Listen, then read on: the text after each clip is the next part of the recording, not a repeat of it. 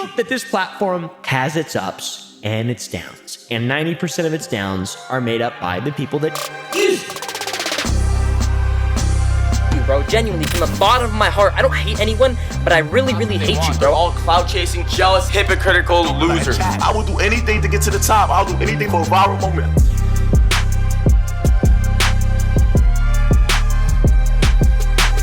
It's time to groom, chat. It's time to groom. Wait, how old are you? Don't actually answer the question. I don't even... Did you guys see the apology video? Did you guys see the apology video, yes or no? I honestly meant that sincerely, bro, and I actually shed a tear when I got banned, bro. I swear to God. I swear I did. Y'all saw it? No? Kick is a joke. It's like going to a zoo and just pointing at all of the exhibits and just being like, ah, that's interesting. And then walking by. You may have seen this clip. A woman is dining at a restaurant minding her own business when some middle school live streamer comes out of nowhere and grabs the food off her plate in a sad attempt to impress his chat. And then he gets mad at her for calling him out, making it seem like she's the crazy one for having a normal human reaction. Don't put your hand in my food again. Do not do that. You don't do that to people. Who do you think you are? Who do you think you are? Stop filming me. You're nobody else. It's a lie. Don't do that again. Hold up. Yeah, shut the fuck up. I won't reveal the name of this toddler, mostly because it's not relevant and also I'm just a spiteful guy. But I do think he serves as a good example of this new wave of streamers who try to make a name for themselves by being a public nuisance and not much else. Someone like you or me may look at this clip and see it as the embarrassing display of desperation that it is, but it's important to remember there's also an entire generation of younger viewers out there who may see it differently. Believe it or not, this kid does have an active fan base, one that festers over on the controversial Twitch alternative, Kick. Please pull us over! Please take more Viagra. You don't know how to... Oh God, I'm about to dox your entire family. What's your name? Kick is popular for a few reasons. For one, it's a safe haven for degenerate gamblers to broadcast their addictions in real time. I mean, the crypto casino Stake that serves as its lifeblood was started by Kick co-founder Ed Craven. They call him that because he's craving a jackpot every time you open his fucking stream. But Kick is also known for its brazenly loose terms of service, being marketed by their co-owner and friend of this channel, Aiden Ross, as the ultimate beacon of free speech for this very reason. Unrelated, but in preparation for this video, I did sit down and watch an Aiden Ross stream, and I kid you not, this is what he was talking about when I first tuned in. Don't call me weird, I'm about to say. Y'all make your bro pee by like putting his hand in the water and shit. What? He peed his pants, it was a drunk night, he blacked out. Okay. I took my 2 fingers and rubbed it on his crotch area with the pee, so I got like pee in my fingers. And he opened his mouth and I put his own pee in his mouth. Incredible stuff happening on Kick. There's nothing like it. Seems like every other day we see someone over there pulling a gun on their girlfriend or throwing an Uber driver's phone in the street or pissing out of their second-story window. Those last two are actually the same person, by the way. Shout out to Xena the Witch on Kick. We're at 300 bookmarks. It's diabolical. I'm gonna just pee in this bucket. Let me dump it out the window. But the point is, you have to really try to get even as much as a 10-day ban on Kick. It takes a lot. I just want to add something else here before we continue. While I was editing this video, 2 other creators wound up in the news for streaming themselves on Kick drinking and driving. Just flying down the interstate at 110, throwing back a bottle of Smirnoff, being an active danger to everyone else on the road. Even hurling the bottle out the window into oncoming traffic at one point. Kick is barely a year old. How has it already had so much controversy? Take Riot Lol, for example, who was recently outed by YouTuber Something About Chickens as a groomer who would use the Omegle alternative Monkey to collect explicit images and videos of young girls on stream to post in a Discord server without their consent or knowledge. Many of these girls were underage. Wait, listen, how old are you? I'm 19. Oh, I'm 16. You said 18? Yeah. Riot's account has since been deleted, but not until this video began making the rounds, causing a bit of a PR problem for the folks over at Kick. Something About Chickens showed evidence of a literal Kick staff member in Riot's chat at the same time Riot was speaking to underage girls. Not exactly the best look for the platform, I think most would agree. What could have been a promising competitor to the monopolies of YouTube and Twitch has so far been nothing but a breeding ground for the lowest, most obnoxious illegal activity you can think of. And that isn't much of an exaggeration to say. I'm in the sidewalk. Come to SD Island. Why is everyone going around saying I died, bro? Alright, so I'm just gonna address this because it's getting way out of hand. Today, we'll be documenting a total of 5 kick streamers who have all become infamous for their own separate reasons. Not all of these people are nearly as criminal as Riot, of course, which is why we'll be starting easy, with some of the least egregious offenders first, before moving on to the more depraved scumbags later on. This is gonna be a long one, and it probably won't be the easiest to sit through at certain points. But I am personally fascinated in shining a light on the more unique personalities Kick has been known to harbor. And by unique, I mean downright villainous.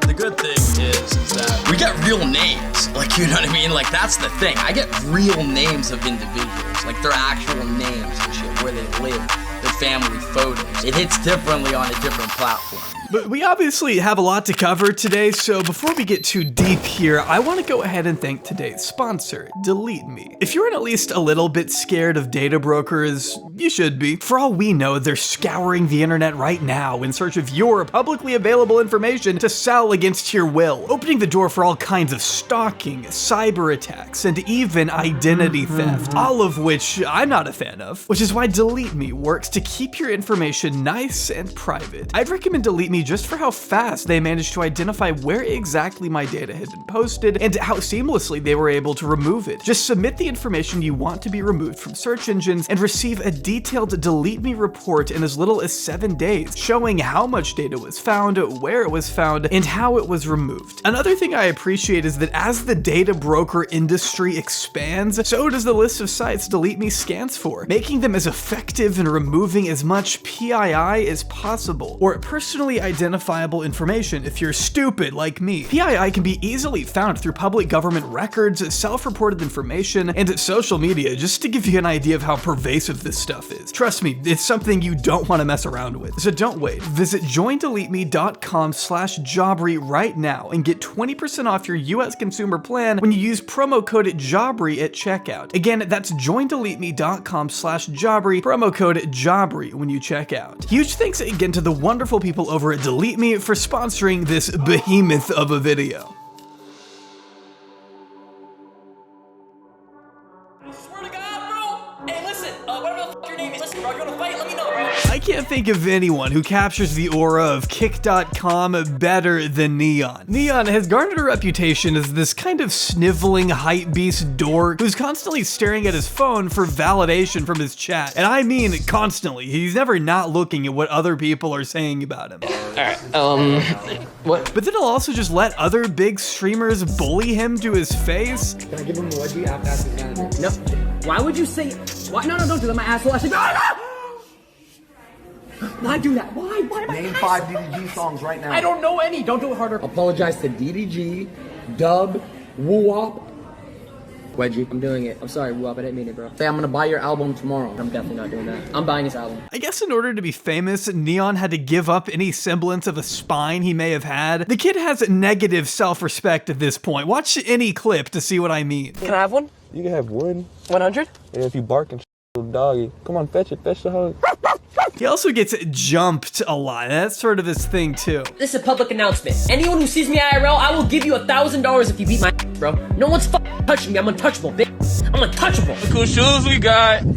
Got his ass lacking. Come on, bro. Though he's faked getting jumped so many times that the one time it ended up being real, people in his chat still said he scripted it. Anyone saying L script anything, you have no soul. There's literally fucking choppers on top of us and cops outside. Yeah, people don't really like Neon very much, if you couldn't already tell. And that includes his own bodyguard. You got 80,000 people watching you disrespect me. Wait, that's how we're doing it? I always do that. Guess what? It's always fucking disrespectful. I don't mean it like that though. But that's what it reads like. You're doing too much. If you happen to be religious, I urge you to please pray for this man's sanity. If I was a girl and I came in a room, my would be dripping just seeing you, bro. I swear to God, bro, you are an alpha.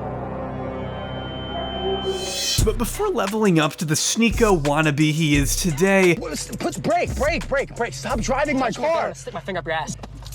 Get out. You just put a gun on me? Neon was once just a little kid from Texas trying to make it big on YouTube. In fact, he and I actually both started making videos at roughly the same age, I found out, with the bulk of his early content being him playing NBA 2K, not unlike the beginning of another popular Kick streamer's illustrious career. These didn't generate the most views, but you could tell he was having fun with it, uploading multiple times a week from 2016 to 2020. Despite what Neon eventually turned into, I have to admit, some of this early stuff is actually kind of endearing. What's good, YouTube? It's Neon2K here, but you see I'm at 178 subs, but at 1K subs I will be doing a face reveal, so tell all your friends. If we're looking at it in a vacuum, it's actually kind of sweet. Watching someone so young work to make his dreams come true. He'd answer questions from his viewers and open up about his struggles with motivation. You really get a sense that he cared about his public image. He was heavily invested in the content he made and the community he was a part of, even beefing with other creators from an early age. People want to get their views and start acting fake. And then he has the nerve to lie on stream. He doesn't want smoke. He doesn't want me to pull up again. I'm sorry, he doesn't want the smoke? Bro, you're 12, go do your homework. He began to seek out his audience's approval more and more, chastising them when they said something he didn't like, and seeking out reassurance that they still supported him whenever he'd take breaks. I just want to let y'all know that I will be taking a break from streaming, but let me know if you still support me in the comments. Let me know if you still gonna support me. Worrying about approval from an audience of complete strangers is not usually something a normal child has to think about. And honestly, it's easy to imagine that would mess with you a bit. Bro, like, y'all are really demotivating me right now, y'all. All these comments say my channel is dead, y'all. I understand my channel is dead, okay? Let me grind. And let me go crazy. I'm trying. I know I've been doing this YouTube stuff for over years, kind of demotivating that, like, people are stopping supporting me. He was definitely becoming more and more desperate to please his fans. The pressure to always perform is what I imagine led him to continue raising the stakes with every new upload. He had this whole arc where he pretended to get arrested for breaking into his neighbor's house and needed to get bailed out from jail by a friend. The description for this one is so wild to me. This is Maddie Mags. I had to upload this video for Neon due to the fact that he got detained earlier than expected. Please keep him in your prayers. Please pray he comes back home soon. Well, thankfully he did, only a couple days later, where he tells us all about the tough time he had in the slammer. It was kind of scary, bro, because, like, you know, there's a bunch of old people over there, like, mustaches and beards, and it got me scared. I just kept trying to do my wild Indian dance, and they were just making fun of me, bro. I had a red dot on my forehead when I went in there. I had a big red dot, and they said my red dot looked like the Target logo. Oh, okay. I think Neon is also the first streamer in history to ever be swatted by a US president. Know what you look like and where you live. These were the videos that started to get him some heat. I don't think I need to sit here and tell you why this stuff wasn't well received. Yo, Ringo, what's good, bro? Hello, man, hello. Yo, what's up, my man? Let's get on fighting! You hear that? That's the sound of peace and quiet. It's kind of nice after hearing this kid yell for so long. But you have to understand that Neon's content hinged on pure clickbait and sensationalism. Whether it be pretending to interview a COVID patient at the height of the pandemic. I found this dude, bro, and he says he has the coronavirus, bro. If this dude really has the coronavirus, bro, this is gonna be a banger video, bro. Let's go. Yo, sick pop, bro. Hello? Yo. What's good, bro? Yo, you're already coughing, bro. Are you serious, bro? Or straight up faking his own death for clout and attention, which is honestly pretty creative for someone that young, I'm not gonna lie. On December 21st, 2019, Neon's brother made an announcement that Neon was in critical condition in the hospital and needed immediate brain surgery to remove a tumor from his head, and that if the surgery didn't work out, he would, quote, bleed to death. Now, I'm not a doctor, of course, but I am pretty sure that's not how that works. I admire the commitment, though. I mean, they even go so far as to say Neon's been acting weird lately and has been having 3 to 5 seizures a day, ending with the call to action, hashtag pray for Neon. I'd rather pray for whoever's body that is in the thumbnail. Who is that? Now, this might all look pretty dire, but if you were to visit Neon's second channel at the time, you'd discover this video was posted on the same exact day. His brother said he's in critical condition in hospital right now, on the verge of death. But take a look at this video he uploaded on his second channel. We're gonna be having some bangers on this channel. Drop a sub, drop a like, turn on the post notifications, but we're gonna be doing giveaways. We're gonna be playing so many different games. Everyone drop a sub if you haven't already, man. But in case you weren't convinced, Neon did go on to state his final words 2 days later. For everyone who thinks this is a joke, bro, this stuff that's happening is not something to joke around about. You know, what's happening with me is not something that should be joking around about. You guys should not be playing around about this, bro. This is actually serious stuff that people go through, bro. I didn't know they had gaming chairs in the hospital. I also love the way he emphasizes how this is not a joke, but we all know what he's doing. Or actually, maybe not all of us, since his very next video, the one announcing his death, garnered a pretty favorable like to dislike ratio from Neon's audience. The videos are now gone, so it's hard for me to find any of the comments from this era, but it is pretty hilarious to think there was anyone out there who actually fell for this. I mean, his death video is just a compilation of his best NBA 2K moments. What an epic eulogy. Fast forward a few days later though, and wouldn't you know it, the tomb is empty, Neon is risen. He triumphed in the gulag and went back to making quality content that didn't offend anyone. The end. Is what I would be telling you if he didn't go on to become a fucking kick streamer. That's right, after a 2-year hiatus, Neon made his grand return to YouTube with a vlog of himself walking around Jacksonville, Florida, hanging out just by himself. I mean, was no one else available that day? This video just feels lonely. But he balances that out by being a pushy, overly aggressive asshole to random people who don't even really seem to get mad at him. They're just confused. I know you people smoke and sell drugs and shit. Get the fuck out, bro. Who is this kid? I'm gonna say it nicely before I actually sue you and you. And you know exactly why you fuckers are gonna lose in court. Get the fuck out of my store. Goodbye. Thank you, man. I'm not really sure who exactly this fake tough guy persona appeals to, and I'd be willing to bet neither does Neon. What he lacks in talent, he makes up for in desperation. I'll be back with a fucking strap. I'm gonna shoot you in the head. I'm gonna shoot you in the head. Neon strikes me as one of those guys that normal people only hear about every couple months when he inevitably does something supremely stupid to land himself on the front page of Dexerto or whatever. His regular day-to-day content is so bland and it's so geared towards the youngest demographic imaginable that there's no reason to really talk about him unless he's doing something uniquely unhinged, which still happens more than you'd think. I can personally attest to having to rewrite this particular segment multiple times during the making of this video because he would not stop trending for things like putting himself into others in a life or death situation in hopes of going viral. Maybe you saw the little joyride he recently took with Instagram personality Squeeze Benz a few weeks back. Squeeze Benz is someone whose hobby has made him a literal wanted criminal. He belongs to a community of anonymous drivers who derive thrill from renting supercars and cutting recklessly through traffic, going 100 over the speed limit on freeways which are occupied by regular people. Families, new drivers,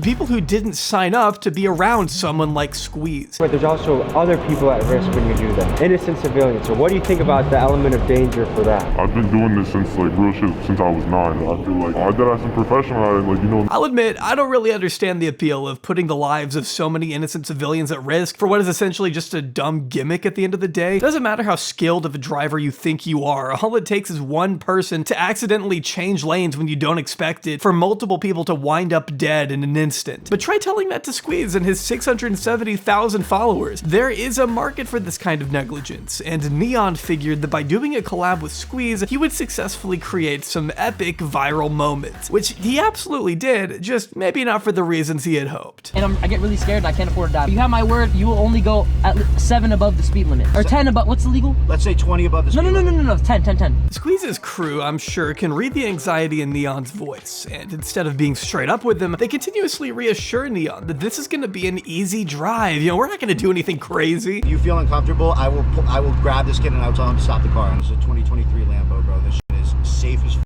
He's not gonna wild out. We'll stop whenever you get uncomfortable, bro. You can trust us. When in fact, bro could not trust them.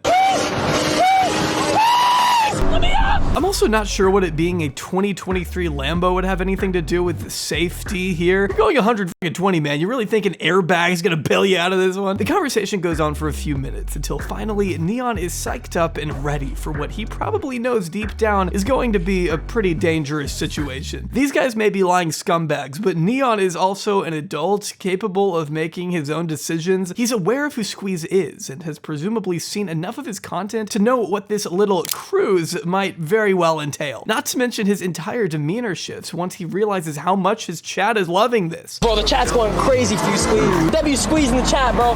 with you, Squeeze. You do like the unthinkable, bro. Chat, how did that look to y'all, bro? Once Neon believes the scariest part to be behind him, he can't stop singing Squeeze's praises, dick riding the dude who could have just killed him a few minutes prior. He literally says, I can't say I had a good time or I'll get banned. I mean, I can't like say I was having fun because I'm gonna get banned, so I had a bad time. Bad time, ass. That's how you know he has zero regret for any of this. And despite the whole song and dance he tried to put on to drum up sympathy after Squeeze's driving resulted in, a shocker, a crash. All I know, I'm gonna leave it with this chat. I was there to do a Q&A, sit in his car. We agreed and handshaked only 10 over the speed limit, and this just went crazy, and I can't do shit. I'm sitting in the car. What the fuck am I supposed to do, bro? I can't just jump out when it's going 100 miles per hour, bro. It's just so pathetic and disingenuous to see this slime ball turn around and pretend like he wasn't enjoying it the second it becomes convenient. Because if you didn't know, Neon actually did get banned shortly after this clip made the rounds. The thing he was so worried about happening actually ended up happening. Wow, who would have thought? Play stupid games, win stupid prizes. And I'm talking about really stupid prizes because Neon ended up getting his account back less than 24 hours later. Remember, this is Kick. Illegal activity might as well be a requirement with the amount of people who get arrested on stream. Yes, I'm still talking about Neon. I hope him going to jail all those years ago prepared him for being detained for real this time in a foreign country. Because during his trip to Dubai last month, Neon and his girlfriend Sam Frank were taken into custody for accidentally and illegally filming where they shouldn't have. According to The Sun, you needed the permit to film where Neon and his entourage were walking, but their biggest mistake came when their cameraman pointed the camera directly at the police. Not only did Neon initially try to get out of this by lying and saying he was a Make-A-Wish kid. We're fulfilling for an organization, Make-A-Wish. But he also told the cops he wasn't filming when he clearly was. It's off, it's off. There's nothing going on. All cameras are off. I just want to let you know we're trying to work with you guys. This resulted in Neon and Sam spending 38 hours in a Dubai jail. With little to no live updates during this time, the only source on the matter was Aiden Ross, who told the press that it was a, quote, very sticky situation. This actually led some people to run with the narrative that Neon had died, which if I had a nickel for every time people online thought Neon was dead, I'd have 2 nickels, which isn't a lot, but it's weird that it happened twice. Though Neon eventually took to Kick to announce his safe return from the slammer, reminiscing on how much they loved him in jail and thanking Aiden for looking out for him and trying to get him home safe. Aiden, yeah, he's one of the people who actually did look out, bro, and I really appreciate that, bro. He really tried his hardest to get me out of the situation, because chat, it was a really crazy situation, bro. It was a really shit situation. Now, I'm assuming that if you make enough loud, grating, and insufferable videos that nobody under the age of 10 can enjoy, Aiden Ross visits you in the middle of the night and invites you on stream. In fact, Neon made his first major debut on Aiden's stream with Andrew Tate back in 2023, when the latter was on house arrest for,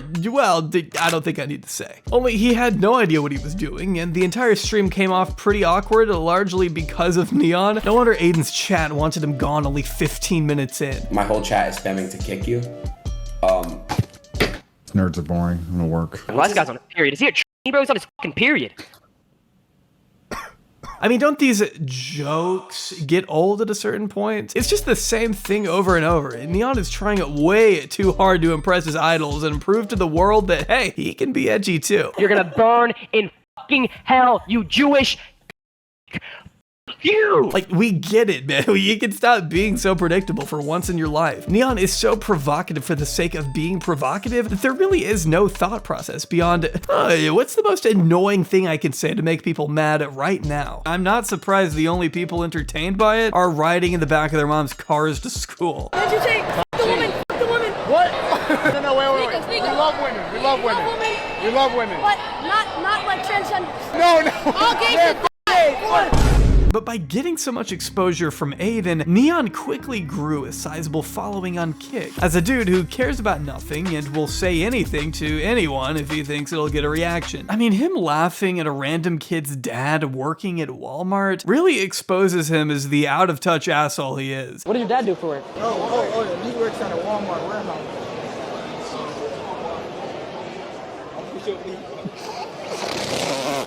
No, I'm such a bad guy. Like, that is someone who has never struggled for anything in his life. I'm sorry. If he can't set his dog shit persona to the side for 10 seconds to not mock a minimum wage worker unprompted, then it's no wonder he gets his ass beat everywhere he goes. He's happy to dish out absurd amounts of money to flex on the people around him, but when it comes to helping those same people out monetarily, he suddenly no longer shits money. What that jacket said was, I shit money.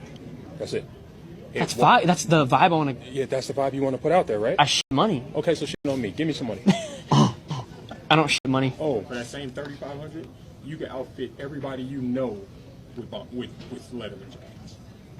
He has no perspective, so he's incapable of showing any kind of respect, and he's found a profession where that can be incredibly lucrative. He can harass women, be openly racist and transphobic, start fights with people 3 times his size, all without any incentive to grow and change as a person, because this is what continuously rewards him with 80,000 live viewers, which even that is, how do I put this, highly debatable. For over a year now, Neon has been unable to beat the view botting allegations. In fact, they've only gotten worse, with the YouTuber Cameron posting a video last month where he questions how Neon, as someone with a significantly smaller following across all platforms than XQC or Aiden Ross, is managing to pull up more live viewers than them. Cameron argues that if these views were legit, we would see that reflected across other platforms, and in the case of Neon, we just don't. Aiden Ross goes crazy on Kick. He's the top Kick streamer. And if you look at his other social medias, you can tell that he gets some pretty good engagement. Kai Cenat, on the other hand, is one of the top Twitch streamers. You can tell that his viewers rock with them on all platforms. Somehow Neon averages more viewers than both of them. And Neon literally only has a fraction of what they have on all of his other socials. That in itself is hard to explain, but there definitely is no way to explain how Neon managed to jump from 10K live viewers to 70K in under 30 minutes. And that's just one instance that Cameron was able to catch himself. Other reports seeing Neon's view count randomly spike from 2 all the way to 40,000 live viewers in a span of 30 seconds. That's just unheard of for a guy like Neon, who simply does not have the same influence as XQC and Aiden Ross. Even Trainwrecks TV, another co-founder of the site, has accused Neon of botting, with Ed Craven going out of his way to ban Neon's name from his chat. Holy f***, can someone ban the word Neon?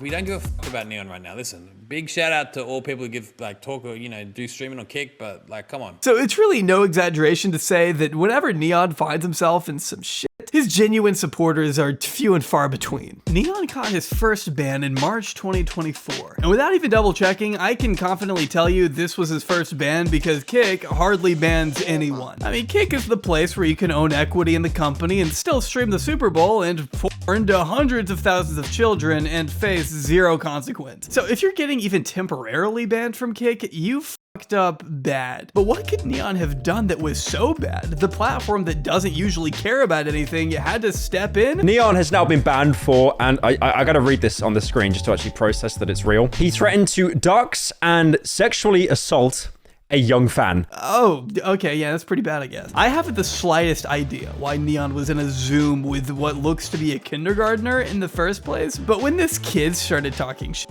you'd expect Neon, the dude who has built his career on doing exactly that to other people, to be able to take the heat. But instead, he immediately blew up and threatened to do things to this kid that I can't even repeat out loud without risking an age restriction. I don't give a f***, you're 10 years old, I'll f*** you in the until you bleed. I swear to God, shut the up.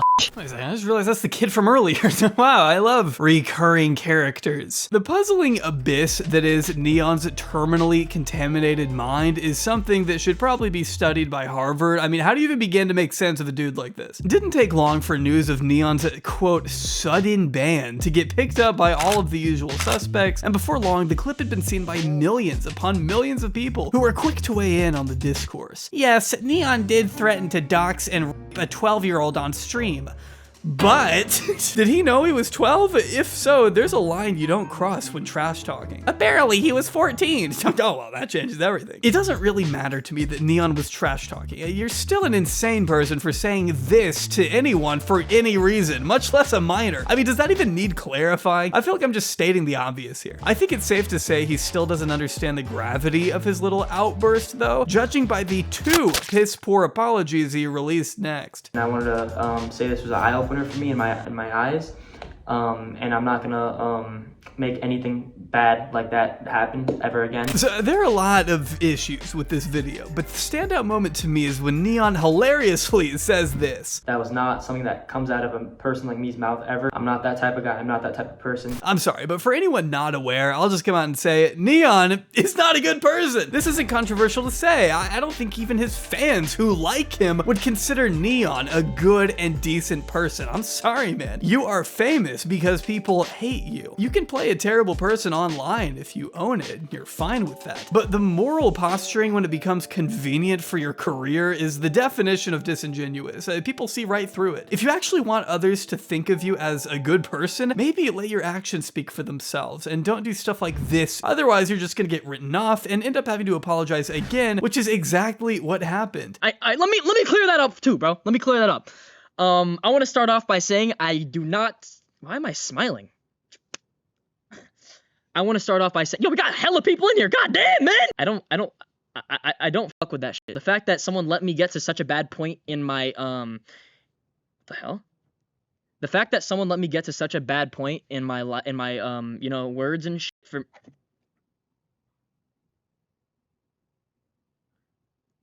Okay. I mean, at least here he isn't hiding how he feels. He's annoyed that he's even having to do any of this in the first place, and I guarantee if he hadn't been banned, he wouldn't have addressed this at all. The fact that someone let me get that down bad and say those things is really fucked up, and I want to take full accountability. What do you mean you threatened to dox and assault a child because you were, quote, down bad, and that it's not your fault you said any of it because someone should have burst into the room and physically restrained you or something? Of course. I get that you're young, Neon, but you're way too old to be pulling this kind of shit. These aren't the NBA 2K Fortnite days, alright? You're now one of the leading streamers on Kick, and you need to set a better example if you want the site to not have the reputation it already does. But why would he do that? He can't even contain his emotions long enough to listen to basic criticism without immediately bursting to a weird, transphobic fit of rage. Oh, here goes this guy, bro. We're just Chat. telling me about like, wow. I swear to God, bro. Hey, listen, whatever the f your name is, you listen, bro. You wanna fight? Let me know, bro. I swear to God, I will beat your ass. You are an annoying ass motherfucker. You blue-haired, you are so damn annoying, bro. I hate this guy. I literally hate him, bro. I wanna. Not gonna say that. I can't tell if this is a joke or if he's really that delusional, but if these two ever set foot in the ring, Charlie is shutting down this guy's entire bloodline, okay? I'll just say that. Even the people trying to defend Neon can't get through to him. That's how far gone he is. I mean, he literally calls Keemstar a pedo for trying to defend him. First of all, I defended you during this certain situation. Yeah, because you're a pedo yourself. That's why you defended me, you weird Dude, go f yourself. There's just no value in trying to save this kid. It's over. He just can't help but be hated by virtually everyone who has to deal with him. But that doesn't make Neon unique by any means. In fact, being the internet's favorite punching bag is a trait especially consistent in our next specimen. Before becoming famous for harassing strangers in public and hiding behind his belligerent bodyguards when confronted for his own annoying behavior,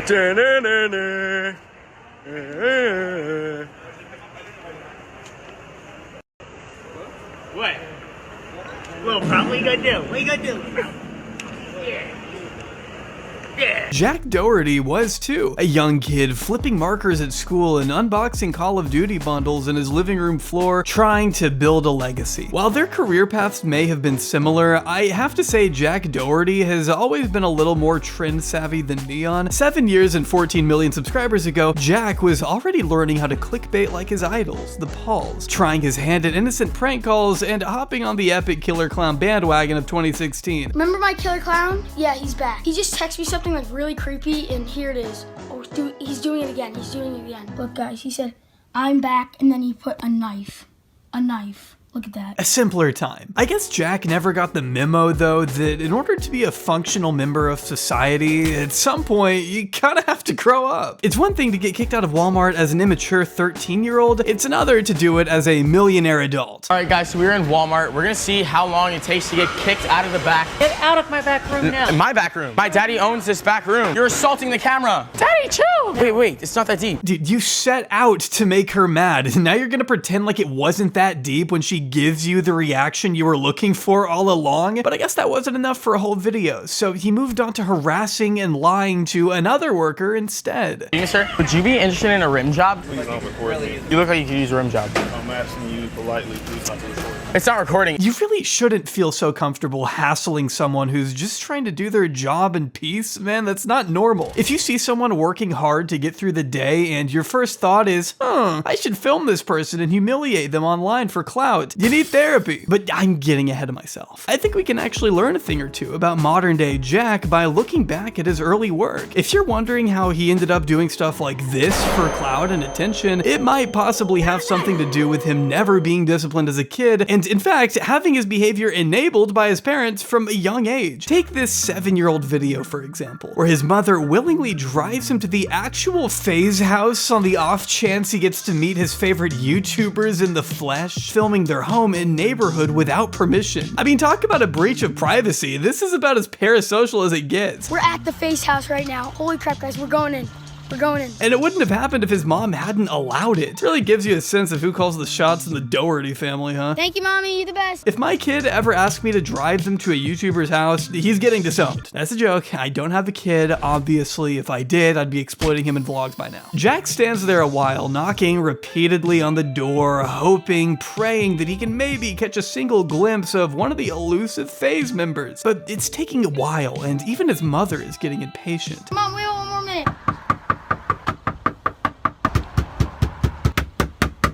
I want them to come out so freaking badly. But after loitering long enough, Jack finally gets his wish. Oh my god!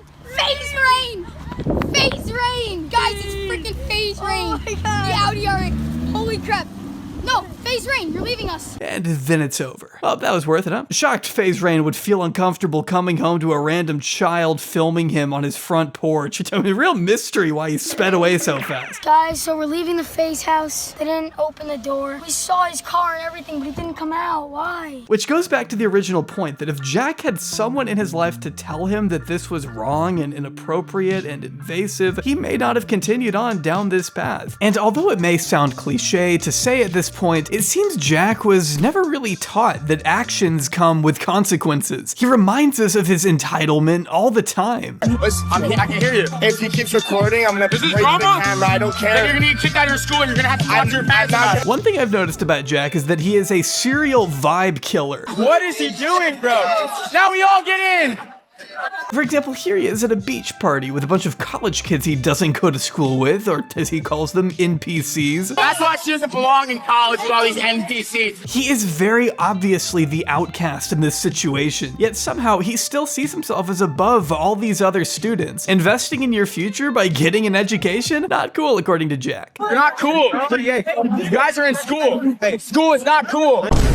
I'm sure it's easy to feel all high and mighty when you've got 2 security guards at your side to intimidate any drunk frat dude that may get fed up with your nonstop filming, but the irony of telling them to cry about it as he walks away with his tail tucked between his legs is just perfect. Jack has never been able to take even a fraction of the shit he dishes out. If you waste an entire day digging through Jack's bloated backlog of content like I have, you'll discover his Karen saga from 2020, where he would ride his dirt bike past his neighbor's house in the morning to intentionally piss her off like the asshole he is, label her a Karen, and milk her reaction for all the content he can, filming and provoking her instead of trying to resolve things maturely behind the scenes. Because why do that? Being reasonable and normal isn't an option when we've got merch to sell. I want to say, guys, I dropped brand new merch. It's on the screen right there. It's super dope, guys. I know you'll love it. They went back and forth for a while, culminating when renowned psychological mastermind Dr. Phil decided to get involved. Now, you'd think Jack would maybe revel in all this new exposure he'd be getting from going on Dr. Phil, and he definitely did, especially in this vlog leading up to his national television debut. Basically, Dr. Phil has seen my videos about the Karens, and he wants me to come on Dr. Phil because he thinks I have a problem or something like that. And my manager's like, Jack, you gotta do this. Like, this could be great publicity for you. I'm like, yo, I'm down. Like, Dr. Phil, my mom's a huge fan. But once he's in the studio and has to answer for being a dick to his neighbor, we see a slightly different side of Jack. His confidence is rattled, and he keeps trying to defend himself as a good person who is more than happy to apologize if need be. I'm 100% willing to apologize to her right now. Rachel, I am sorry for riding my dirt bike by her house. Only those words ring hollow once he shifts into victim mode. What he did could have been worse, he says, even stating outright that he's being unfairly targeted for no reason. But I was trying my best and everyone was just picking on me for like everything I do, you know? But like, all right, I'm used to it, whatever. I'm being attacked for everything, I feel like. I could have put her face out on the internet, but I chose not to do that because I don't want it to have effect on her life either. So, I'm just saying. It's like he's genuinely a bit anxious about this new audience he's in front of maybe not liking him. She just exaggerates everything. Like the first time she started talking to me, she started like screaming at me. If she was respectful, I wouldn't write to, like, I would've been like, sorry, I'll never write to her. Are you kidding me? I watched the video and you said 50,000 likes and I'll go down there and do it again. She came to my house 4 or 5 times. Yeah, I wonder why she kept doing that. He has no problem going after random people as long as he can talk shit from a safe distance where he benefits financially. But once it's time to be held somewhat accountable, that's where he falls apart. It's why he has to hide behind others for all the problems he creates. What did I say? From the call? What did I say? I don't know. She said you was talking shit. How? I don't know. On live stream. I don't know. Would you say something? Go look at my live stream. I don't got your live stream. Yeah, I'm sorry, you'll never know. I didn't know who Jack was until I saw this video a few months ago. He had already established himself as one of the biggest personalities on Kick for reasons that we will unfortunately be getting into more later. But to many outside of the IRL streaming ecosystem, this was their first introduction to the Doughboy. We see him arguing with a dude by the name of Chase at David Dobrik's Halloween party. We know it's a Halloween party because of Chase's costume, which ironically and tragically has the phrase "get physical" strewn across the front. Apparently Jack called Corinna Kampf an OnlyFans whore, and after pretending like he didn't say anything. Do you think I said something? That's what I heard. That's all I heard. All right. And it's fine with me. Jack, do you say something? Yeah. You think I said something? He tries to walk it back by claiming he calls everyone an OnlyFans whore. Hey, we're all OnlyFans whores here. Corinna is awesome, but only because he's being confronted. You know Corinna lit. She is lit. Yeah, so don't talk. You can't talk. It's not talking shit. It's more of a joke, but like, I'm just saying, yeah. I call everyone an OnlyFans. We're all fucking OnlyFans. You can tell he's nervous with the way he anxiously sways back and forth and keeps eyeing his bodyguard, a man who calls himself Kane Kong, to help bail him out of the conflict that he instigated by badmouthing Corinna. It's only after Kane gets involved that Jack suddenly regains his energy and picks up a little more confidence. Now he's the big tough guy he wants us all to think he is. So now what's the next step? Now, do you want to suck my dick or what? Like, where are we getting? No, you're broke. Damn. Oh, you call me broke. No, I'm gonna cry myself to sleep tonight. Appreciate you. Don't care. All right, then what then? Corinna explains why she doesn't want to talk to Jack. Completely valid, by the way. There are an infinite number of reasons not to be associated with this guy. Just because I'm at a party and I don't want to talk to you, you say that No. OnlyFans. That's not what it was. That's literally what it was. Okay, wait. I literally got sent a clip in the middle of a party. Oh, really? I just I'm at a party. Tell me you clip her. No, I'm at a party. I don't want to be on stream. But in the midst of this chaos is when Kane finally, and for no reason, with no warning whatsoever, decks Chase in the face and lays him out flat on the concrete. I can't show you the uncensored clip, of course, but all you need to know is that the dude did nothing to provoke anyone. He did nothing. Plus, Kane is about 3 times the size of Chase anyway. There would be no reason to use all of his force to knock this guy to the ground, even if he had initiated. But he didn't, and if you didn't know, that is assault. But Kane should be well aware of that. This isn't the first time he's beaten someone up for no reason. Once knocking a woman unconscious when he was working as security for a DaBaby in 2019. Though if you ask him, he was only doing his job. After all, he thought she was a man, so I guess that would have made it totally fine. I mean, just earlier that year, a 22-year-old fan was reportedly only trying to get a picture with DaBaby when he was beaten senseless by Kane and other members of security to the point where he ended up in a coma and almost died, according to the family. It resulted in DaBaby getting sued. So with all of that in mind, I have no idea why Jack would hire Kane to work with him when he's proved himself to be such a massive liability. Unsurprisingly, Jack was met with a lawsuit of his own, and as far as I'm aware, it's still ongoing. But I don't think it helps Jack's case that this isn't the only time he's had a security step in for him. After all, the only reason they're there is to help Jack get away with what he does best, annoying the fuck out of everyone he meets. What the f is your problem? You can pretty much close your eyes and click on any random Jack Doherty video to find him making an ass out of himself in public. It's like he just can't help himself. I mean, this guy spends like 5 straight minutes making loud moaning sounds while getting a massage at a mall. Oh, yeah, I like that. Harder. Oh, harder. I like it. Oh, ah. Oh, yeah. You're getting all in there, shawty. just like that. No one laughs. It's just everyone being super uncomfortable, hoping it ends. Give me that neck. Is it bad that it's turning me on? I'm gonna blow. It's coming. I'm gonna blow. I think I'm good here. I nutted. Then he calls the masseuse disrespectful for not taking his money. Here's $50. I don't want your money. You have to take it. We're running. She just ripped up the 50. Wait, give me that money back. Take this. Do it. Do it. You won't. You won't do it. Do it. Please just walk out. Wait, do it. You won't. She just ripped up a $50 bill, bro.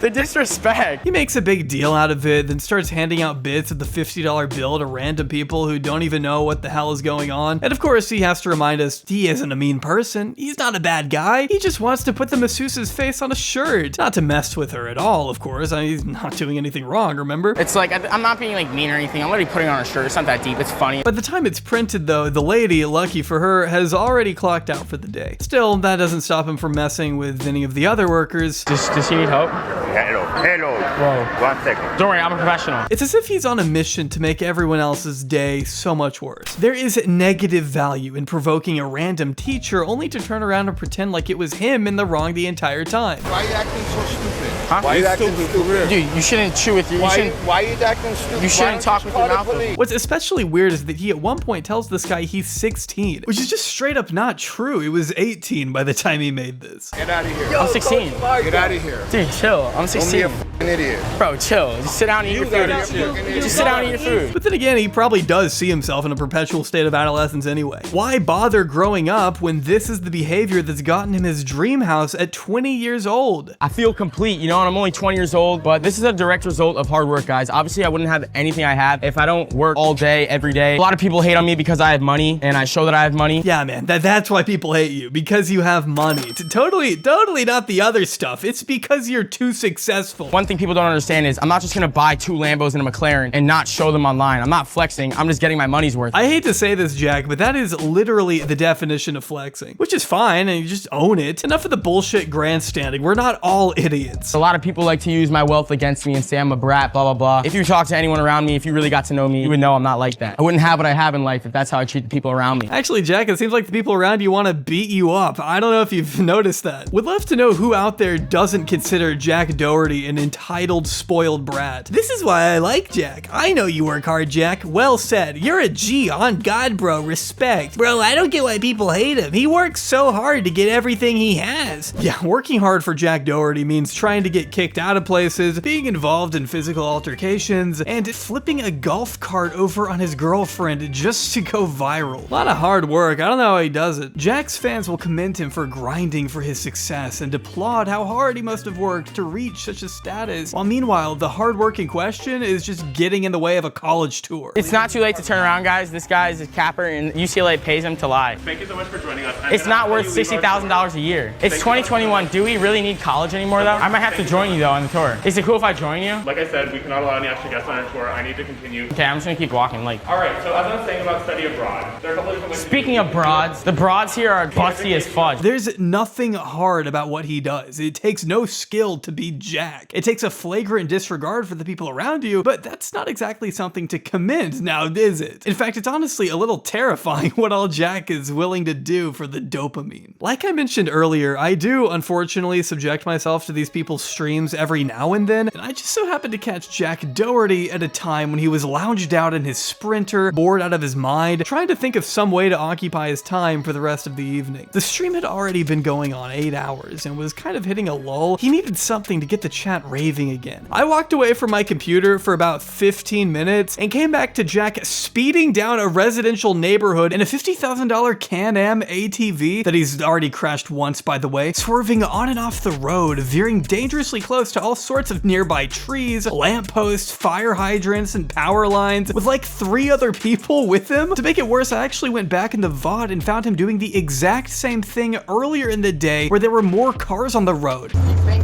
is this legal? This? Yeah. No. Hey, but you're the mom. Absolutely not. You should be telling us to stop. You're having fun. He keeps looking down at this chat, taking his hands off the wheel. I mean, the safety of himself and others isn't exactly a priority for Jack here, clearly. Like this cyclist he passes while staring down at his phone. Lovely. Jack has seemingly unlimited access to all the cars and money someone his age could ever dream of, without any of the responsibilities such wealth should require. But believe it or not, streaming isn't even his main income source. The overwhelming majority of Jack's YouTube views come from shorts, meaning he's hardly making enough money over there to fund the lavish lifestyle he flaunts in front of our faces, making the real, specific source of his wealth a bit trickier to pin down. I'm sure he made a lot from his cake deal, but Jack has to have something else going on to afford 21 homes in cash, at least $800,000 worth of cars, and an abundant watch collection. And it may just have a little something to do with his side hustle. So many other people get trolled for their girlfriend doing fans, but I feel like me, Steve will do it. Like we both don't get trolled for our girlfriends having fans. But like you do, so it's okay. Jack Doherty has an OnlyFans, but I don't think he uses it that much. I don't really want to know, to be honest with you, how often he uses it. I learned that he apparently kissed the Island Boys on there, you know, the incest twins who make out with each other. Those guys. Sorry, it's not really an important detail to include. I just want you to know these twins do kiss each other on the lips for content, okay? That's where we are as a society. But Jack's millions don't necessarily come from his account, mind you. No, the bulk of his fortune comes from the girls he signs. Let me explain. If you recall, Andrew Tate discovered a long time ago that he could get very rich by hiring models to work for what became he and his brother's online webcam business. The Tates have openly bragged about using dozens of girls to scam desperate men out of thousands of dollars over the internet, explaining in one interview how the girls would sit on a webcam and an old dude would sit there. I was training these girls and it got to the point where it was easier if I typed myself. We had the two girls on camera with a keyboard that wasn't plugged in, but I was behind the screen talking to the dudes, saying the right things to start dragging money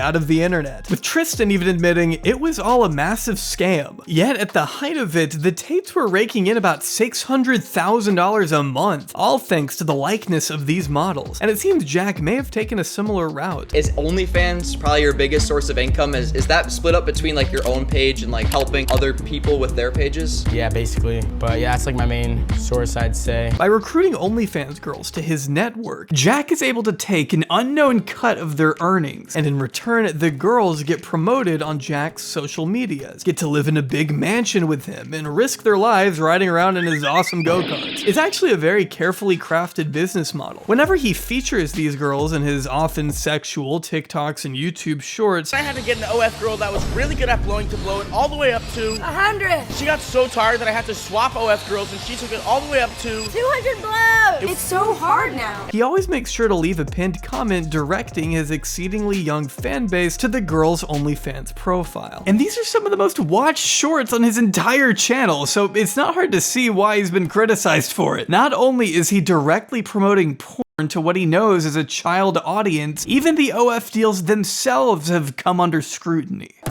Alright, so this is the last thing I want to address, because I think it's the last thing I have to address, but basically there's this rumor. By November of last year, another Kick streamer by the name of Natalie Reynolds began making some pretty serious claims against Jack, beginning by expressing outrage at the contract he had her sign, which she says included no end date, before announcing days later that she would be terminating her OF contract with the scammer Jack Doherty. This kid has done nothing but take advantage of everyone around him. Disgusting. Adding stick to grooming minors, which is an insane thing to just tack on there at the end. She did follow up with, oh, by the way, that grooming thing ain't a joke, LOL. This girl was 17 and Jack waited months for her birthday to get her drunk and sign a contract on a yacht. This claim was echoed by another ex-member of Jack's circle, a dude by the name of Matthew JGL, who once worked as an editor for Jack and likes to credit himself as the guy who revived Jack Doherty's career when he was stuck at just 3 million subscribers. In an interview with The Asher Show, Matt goes so far as to name the alleged 17-year-old and insists that Jack intentionally hires younger candidates. They obviously go for like the youngest ones. Crazy one that they have, Claire. She was 17 and like we met her at Sway. Not even just Claire. He obviously just goes for the young girls. And Claire actually signed when she was drunk on a boat, and she's not allowed to drink. But she signed to him when she was drunk on a boat. He waits to get these drunk and make them sign their life away. Jack initially responded to Natalie's tweets with utter denial across the board, calling it the dumbest accusation ever and asking to stop giving this clout-chasing attention. Her whole account is a fan page for me, Sam, and Neon. Neon, it should be noted, also repeated these claims on a stream of his own, but apparently apologized for it behind the scenes, at least according to Jack. While Jack chalks most of Matt's behavior up to Matt being jealous of his success or whatever, Jack and his current girlfriend McKinley have both accused Matt of SA. In fact, they claim he's abused a number of the girls who live with Jack, McKinley being one of them. The latter posting a lengthy thread to Twitter in which she explained how Matt had initially been wanting her to come to Florida for a while, and although she had no intention of pursuing anything romantic with him, she finally agreed to come down when Jack and another OnlyFans model invited her. That's when she says Matt became increasingly aggressive, accusing him of cornering and forcibly kissing her right when she got to the house, making her feel super uncomfortable to the point that when she outwardly told him how she felt, he became so irate that Jack and several others had to physically break down a bedroom door to save McKinley, stating that there's so much more she can say and many more girls wanting to come forward about him. She says Matt is jealous and the only thing he cares about is seeing Jack's downfall. Matt responded by appearing on a podcast and showing a series of text messages between him and McKinley around the time of the alleged incident, insisting that she was actually into him. Matt doubles down on his assertion that their interactions were consensual, essentially claiming that McKinley would act super interested in him to his face, but turn around and tell Jack that he was scaring her. Yeah, and she literally made it where it was like, oh no, you're fine, keep doing what you're doing, like you're good, like I like you, whatever. And then she would go to Jack and be like, please help me, he's scaring me, like But I'm so understanding. Eventually she like homie hopped to Jack and it just started getting weird at a point, like she was making things weird. For the sake of time, we unfortunately can't get into all of the tiny details here, but I have linked the full podcast down below, along with McKinley's statements and another testimony from a girl named Sammy who claims that she too was assaulted by Matt. In the room, in the guest room that you guys had, and he came to the room and he just like was, you know, feeling me, and I told him do not do that, like I didn't want any of that. And then he was trying to like force himself on me, and I told him, I was like, stop, you know. And I pushed him off, and then from there I was like, get out of the room or like I'm gonna wake up everyone and tell them what you did. And he was like, no. He's like, you wanted this, and I was like crying. I was like, I did not want this. He basically like tried to molest me, like he was harassing me, and like I told him not to do that, and he was still doing that anyways. Jack tweeted this video out, along with alleging the first girl Matt sexually assaulted was a girl named Sammy at my first house in LA. And nobody wanted to believe her because we all thought Matt, our friend at the time, would never do something like that. But after I hired him a year later and he lived with me, the same thing and worse has happened over and over again, and I have multiple other girls ready to come forward about it. Which led to a lot of people in the replies saying, you let an alleged sexual predator live in your house because he was your friend? Jack, if that's true, you know how that makes you look, right? You're saying this happened over and over and one of the girls was underage? I mean, this isn't just some light Twitter drama, Jack. This is really serious if true. Though Matt has always maintained it never happened, that Jack is only now making it all up because Matt is exposing Jack's cheeks. A really weird phrasing there. Jack actually tried defending himself here by saying some people are mad I didn't talk about these allegations a year ago, but not everything is meant to be handled on the internet. He spent the last year of his life trying to make me look bad, and I've ignored it. And it's time people realize the person he is. But I mean, why would that time not have been a year ago? Are you not just admitting here that you only went after him when he came after you? There is no way your lawyer would approve of you saying this stuff, Jack. This looks awful. Matt also showed that Jack's ex-girlfriend Grace was on his side, though McKinley was quick to write her off as, quote, the dumb that's still in love with her boyfriend who just wants to break them up. Unsurprisingly, Keemstar threw himself in the mix, as it was only a matter of time, and slammed Matt for lying that he was being paid by Jack, which is obviously a wild claim for Matt to just make up, though at this point, Matt began going after Jack for things like spilling alcohol on him in the club, so it just kind of feels like we've lost the plot here. I mean, what does this have to do with anything? At one point, Matt even ended up admitting to sharing underwear with Jack when they used to be friends. So I kind of got the gist that she wanted to move on to Jack, so that's why I literally asked her, like, I can give you up to Jack if you really want that. And she doubled down and she said that she liked me, she didn't like Jack. Jack's not even her type. In my stance, it's super confusing. This girl's telling me one thing, and then I have Jack and Logan telling me that she's scared of me. At the end of the day, how the f am I supposed to know that this girl's not liking me when she's literally telling me to my face that I'm fine and I'm doing everything fine and everything? I was asking McKinley, like, what's good with her? Like, do you want to get with Jack? Because if so, we share underwear, we can share girls. Well, we shared underwear back in the day. Of course we shared girls. Just what? I hate everyone involved with this. Some of Jack's other claims against Matt include him abusing his own dog, being so disruptive and scary that they had to call the cops on him one time, with someone named the Kick Joker posting what looks to be the official police report from March of last year. Matt's only response to this was, what happens when your own friend calls the police on you? He was complaining to the cop, trying to get me arrested for nothing. I'm not exactly sure what nothing means in this scenario. I wish he would delve a little further into that. We had to call the cops on him once because he threatened to kill 2 of the girls and threatened to kill himself, and he beat the shit out of his dog that day. Body slamming his dog, punching the fuck out of him. Me and my friend Logan literally fucking were about to beat the shit out of him for it, but the cops were there. The cops got there. It was an insane fucking night. So much shit went down. And if this guy really wants to start, I have so much dirt against him, bro. We have all the girls ready to come forward about you, bro. You're a piece of shit. No girl ever wants you. Jack also provided this insane clip of Matt going absolutely ballistic, screaming slurs left and right, and supposedly being abusive to the girls who were there.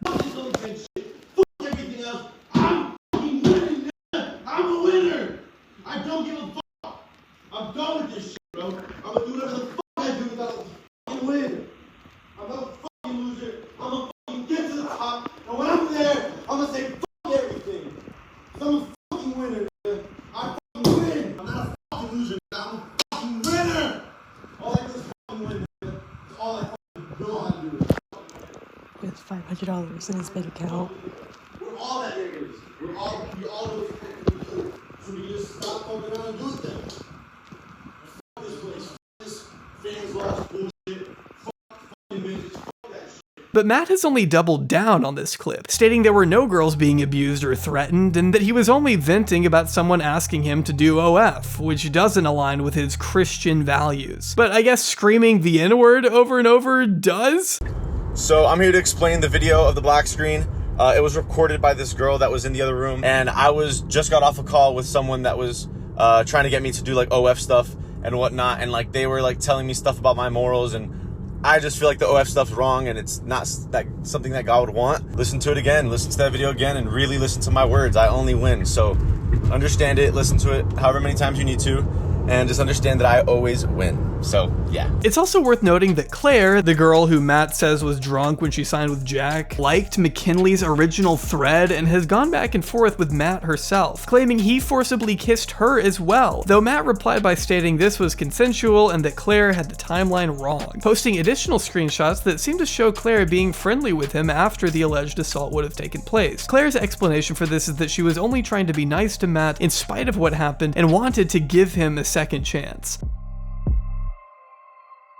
Now, I know I just threw a lot at you there. These are some very serious allegations being made on both sides, with an unfortunate lack of proof to go along with most of it. It's kind of hard for me to trust Matt. Not only are there so many girls who have now stepped forward about him, but he definitely seems unhinged from the audio we've heard. And we already know he lied about Keemstar being on Jack's payroll, so his credibility isn't the best in my eyes right now. But that wouldn't mean Jack isn't signing these girls to unfavorable deals. I mean, here he is saying he's only going to pay McKinley $3,000 of her OnlyFans earnings in these leaked messages with Matt, but it sort of just reads as a crude joke, and I have no real idea as to what percentage he's actually taking. Neither side has offered any evidence to definitively prove what these splits are. So show me what it says in the contract. Is somebody, anybody? In the meantime, we're just not gonna know for sure. Maybe these deals are actually fair and there's nothing there to be seen. Or maybe it's a matter of time before more girls begin to speak out like Natalie. And of course, there are still circumstances where you can sign a terrible contract without it being against the law per se. The illegal part would be if Jack were getting these girls to sign while under the influence. I know I'm not exactly the most well-educated legal mind in the world, but I am pretty sure that would be contract fraud, which would be even worse if it turned out to be true that he waited until the day these girls turned 18 to sign them. Again, I've seen no actual evidence for that at this moment, but it's not like he hasn't risked massive liabilities in the past with who he chooses as his bodyguards. You don't need me to tell you at this point, Jack isn't the most responsible, considerate person out there. But at the same time, Natalie and Matt haven't given me much reason to take their word at face value either. Natalie is a cloud-addicted freak who has done entire prank videos pretending to be a pedophile and kidnapping kids to film against their parents' will. Hey, you want some free candy? I said if he wants free candy. I just asked if he wanted free candy. It's a social experiment. It's a social experiment. It's a social experiment. It's just a social experiment. Hey, Natalie, what is it again? It's a social experiment. Oh, okay, wasn't sure. And Matt does come across a little bitter when he isn't reposting flat earth conspiracies or getting mad at gay Doritos on Twitter. So it's up to you what you want to make of this horrific, vomit-inducing mess. Maybe at some point we'll get more information to make things clearer, but in the meantime, I'm content with saying I do not feel good about any of the people involved here. Based on what we know, I only have sympathy for the girls Jack signs to his OF empire. If not for the alleged details in their contracts, then just for the simple fact that they have to live in the same house as Jack Doherty. A fate so harrowing I wouldn't wish on my worst enemy. Bro, you just want to touch me because you're gay. You brother. Okay, I know that was kind of a lot, but I promise we're done with Jack, okay? Yeah, I won't subject you to any more of his broccoli hairstyle any longer. We're done, okay? This might be a good place for you to pause, use the restroom, get some water, give some money to Palestinian relief if you're able to. Me and over 100 other creators have teamed up to raise $1 million of humanitarian aid for civilians displaced in Gaza through organizations like MAP, Heal Palestine, and the PCRF, so please, I would encourage you to donate if you can. It's a great cause, and the link for it will be in the description below. In the meantime, I have to warn you, the rest of this video is only going to get more mentally taxing from here. Our next subject doesn't quite have the name recognition as Neon or Jack, but he does have a similarly unsavory reputation with those who have heard of him. It's time we meet. Yo, when them cameras come on, I don't know how to act. JustXSnagz began his career alone in his room, streaming NBA 2K and Madden to a modest following on Twitch. Little did he know, however, that in just a few short years, he'd find himself issuing an apology video to the Mexican cartel for dissing El Chapo on Kick. I'm not joking, this is something this man has done. I'm every Mexican shot. El Chapo. El Chapo. Mexico, I will piss all over y'all land. El Chapo, how about that one? The whole cartel, suck my dick, and I'm going to Mexico next week. Never scared of no Mexican. I'm going to Cabo, all that. Come do something to me, pussy. Going after the entire country of Mexico just for the meme of it, I guess? I'm not even really sure what you can do to make sense of this. I said El Chapa. That's somebody in my chat name. You know what I'm saying? I think he's Spanish or something. El Chapa. That's still El Chapa.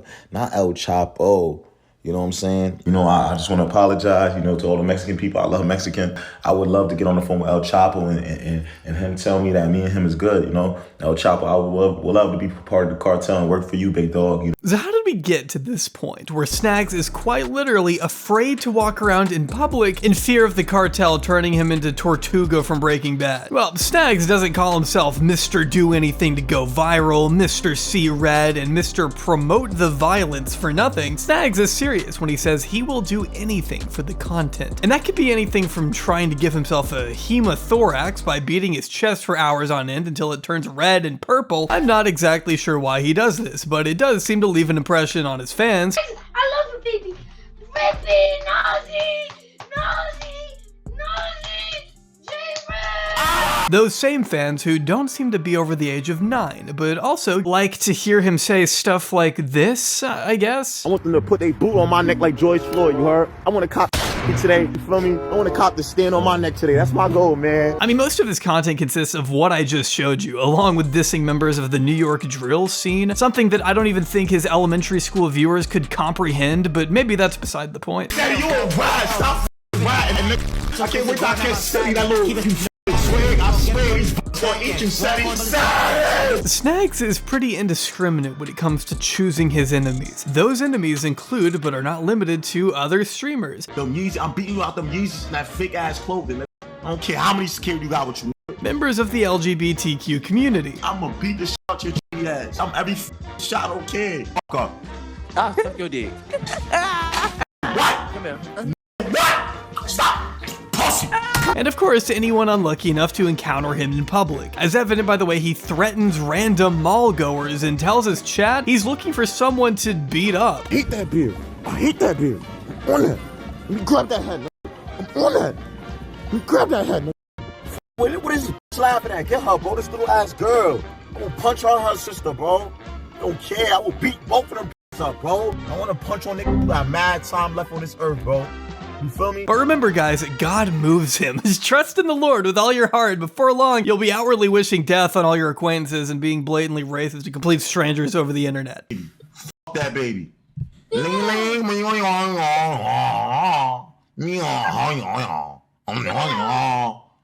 Two anime characters, I don't care. Yeah, I don't think that's in the Bible. But if this format looks familiar to you, it's because Snagz is using the same Omegle alternative site Monkey that RiotLol used to obtain CP for his Discord server. Over the past year or so, Monkey has been kind of the default place to go for quick and easy content, especially if you're an up-and-coming creator looking to make some viral, epic moments. But you gotta keep in mind the moral compasses of these new age streamers are pretty much non-existent, meaning their interactions can devolve into pure debauchery in a moment's notice. That f***ing deadass inbred you. What? Yeah. How old are you? I'm 11. How old, Daddy? As far as Snagz goes, there are literally countless instances of him going way overboard and just straight up harassing whoever he's talking to. I mean, my man is so criminally horny, he doesn't even hesitate to openly flirt with random women in front of an audience of, as we've seen, kids. I mean, they're young. Can I be right there? Can I be right there? Between your legs? Let me see something. Yeah, let me see something. Yeah, I will punish that little no funny shit. That's for me. That's for me right there. That's for me. That's for me. That's for me.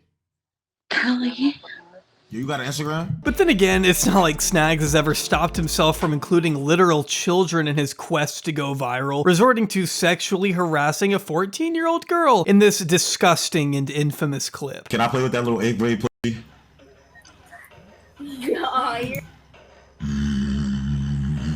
Imagine a 24-year-old man saying something like this to your younger sister or niece or daughter. It immediately made the rounds on Twitter, reaching an audience outside the insular bubble he was used to dealing with, leading him to publish the most sincere and heartfelt apology ChatGPT could offer. To everyone who it concerns, I would like to apologize to those who have been affected by a recent video clip that has come out. I would first like to say that video clip is completely out of my character, for I have a mother, sisters, and other family members who are females. Therefore, I respect females and would never want to endanger anyone. I will do my part as an influencer by never indulging in such behaviors no matter what. Lastly, I want to apologize to my family, fans, and supporters. Fans and supporters. Oh wow, really hitting them all, I guess. Again, I apologize and plan to do a lot of damage control / reflecting around the situation. May all be well and everyone be safe. You know, after reading through this entire thing, I think he may have actually written this himself. ChatGPT is ass, but it would never be this incomprehensible. Though if this doesn't feel sincere enough, Snagz would then take to his stream to read out the statement verbatim, in a genuine demonstration of how truly sorry he is. To everyone who is concerned, I would like to apologize to those who have been affected by a recent video clip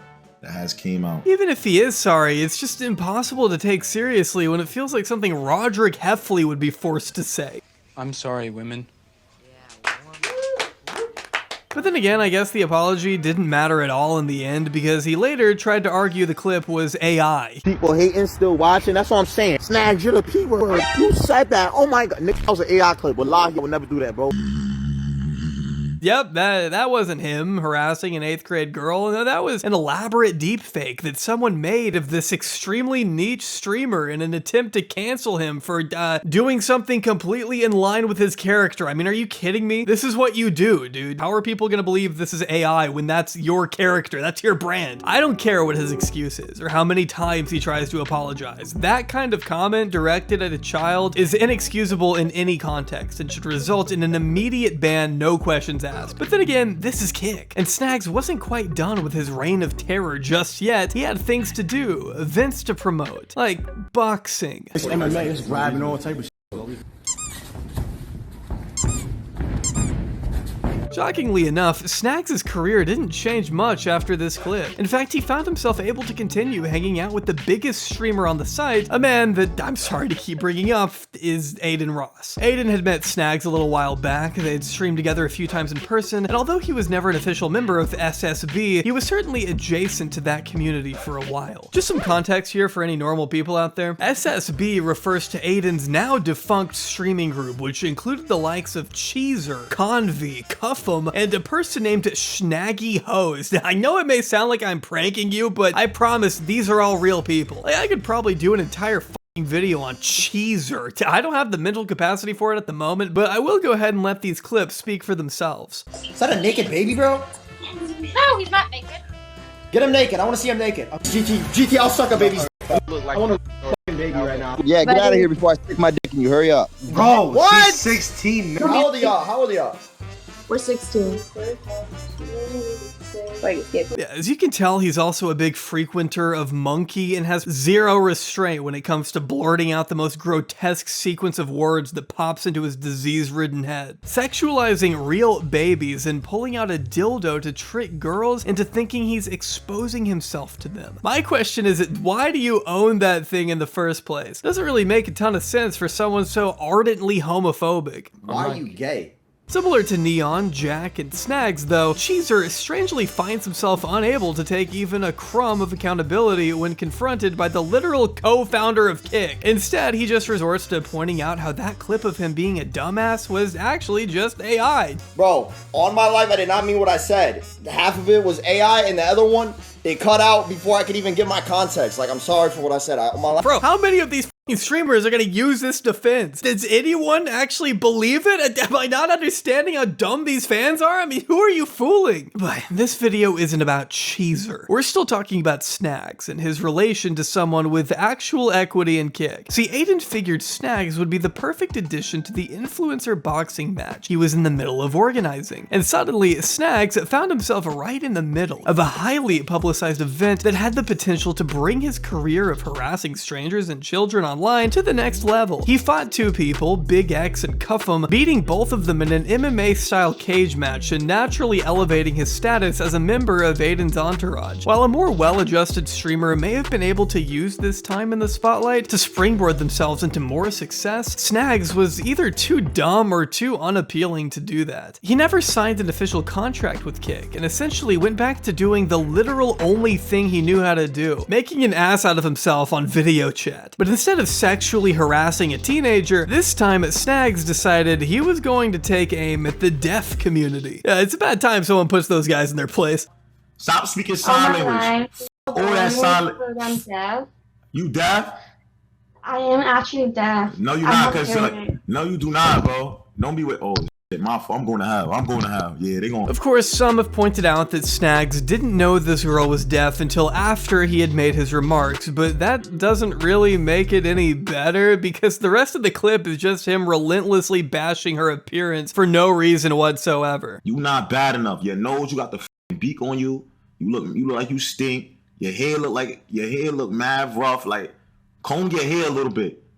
Yeah, you. And your lips. Why are you so mean? You dumb. Look, your lips look mad dry. Your hands is mad fat. Again, very Christian move. This is another clip that happened to make the rounds with Dexerto, Drama Alert, Scuba Ryan, Clout Farms on Twitter, and before long, it even got picked up by the world's youngest flexer herself, Lil Tay. Imagine making fun of someone for something they can't control, all while being a pedophile at the same time, even including the original clip of Snagz with the 8th grader. Who in their right mind sets up the camera, starts a stream on Twitch, goes on Monkey, and says this to girls my age? Can I play with that little 8th grade pussy? Pretty valid point there, I would have to say. Kinda hard to argue with anyone who might want to label him a pedophile when he's got clips like these floating around, but Snagz was pretty quick to respond, defending his good name by going ahead and proving the exact point Lil Tay set out to make. Come to SD Island, Lil Tay. Let me show you around SD Island. Man, how do you expect to beat the pedo allegations by telling another 14-year-old you're going to take them to Epstein's Island? And he does not let up. Tunnels. I want you to take the tunnel entry. Take the tunnel entry. Whatever happened to respecting and not endangering females, Snagz? And don't tell me you didn't mean what you wrote in that apology. Snagz repeatedly threatens Lil Tay with physical violence, saying he's gonna woo walk on her grave after he crushes her skull, all while his own chat is spamming things like, she's a minor, she's 16, stop now. Like, how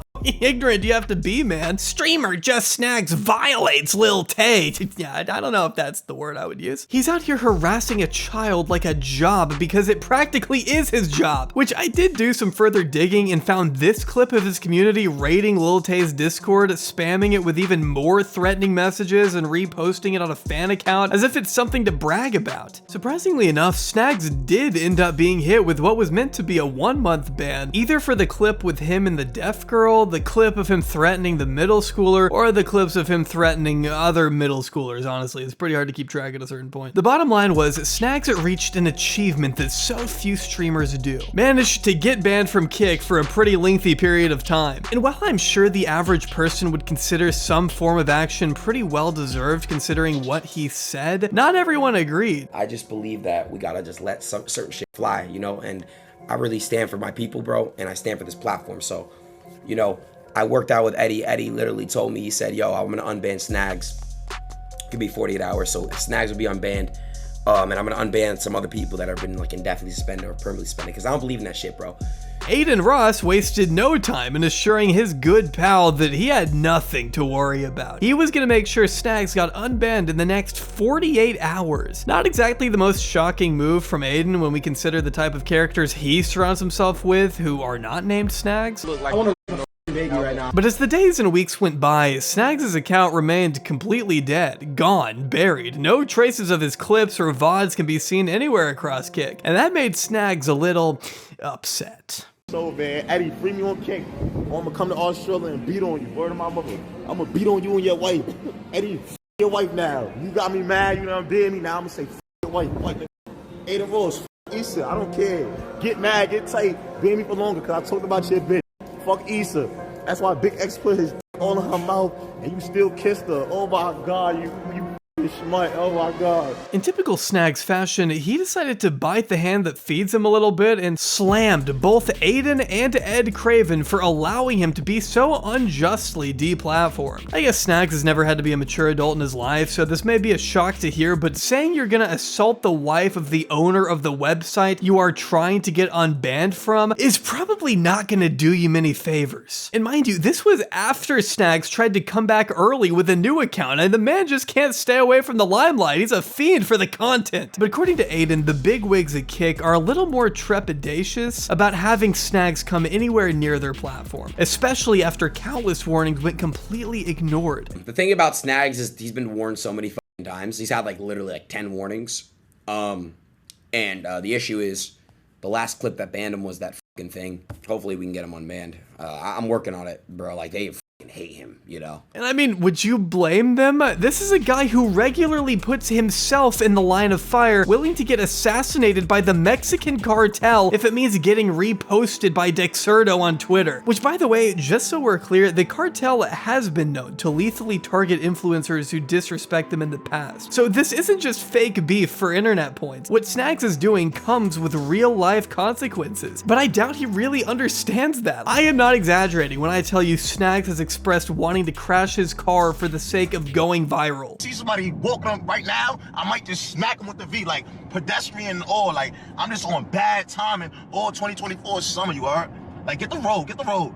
Like yo, if I see a lady right here walking with her dog, kid, stroller, I'm hitting that bitch. He says he wants his first fan meet and greet to get shot up. I really turned crazy. I really turned little kids crazy, bro. I can't wait till I have my first meet and greet, bro. I'm telling you, it's gonna be a shootout. Like, mad is gonna get shot at my meet and greet. Like, I'm gonna be the only streamer that hosts a meet and greet that gets shot up. Like, I can't wait, bro. Y'all gonna start crashing out. Y'all gonna start just in the crowd. Like, oh my God, I can't wait, buddy. Like, he's threatened to gun down gay pride parades himself. I'll go to a gay parade and shit it up. Suck my dick. In one clip, he even says his next viral moment will be when he shoots 30 people at a public event. Yo, my next viral clip, I'm gonna be on Fox 5, Channel News, like, JustXSnagz is massive death. Like, oh my God, JustXSnagz just killed 30 people. He just shot up a parade. Like, Snagz, in my opinion at least, is a disturbed individual. The powers that be woke up his inner demon in his own words, and I'd rather we don't find out what that means. I'm free the demon. I need some kids to talk to, bro. Man, you can compare yourself to demons all you want, but at least give up the Christian shtick. I don't know who you're fooling at this point. But to really stand out on Kick, you need to be willing to let go of morality a bit. You get a little crazy, you know, stoop pretty low. And it's hard to find someone who will stoop lower than...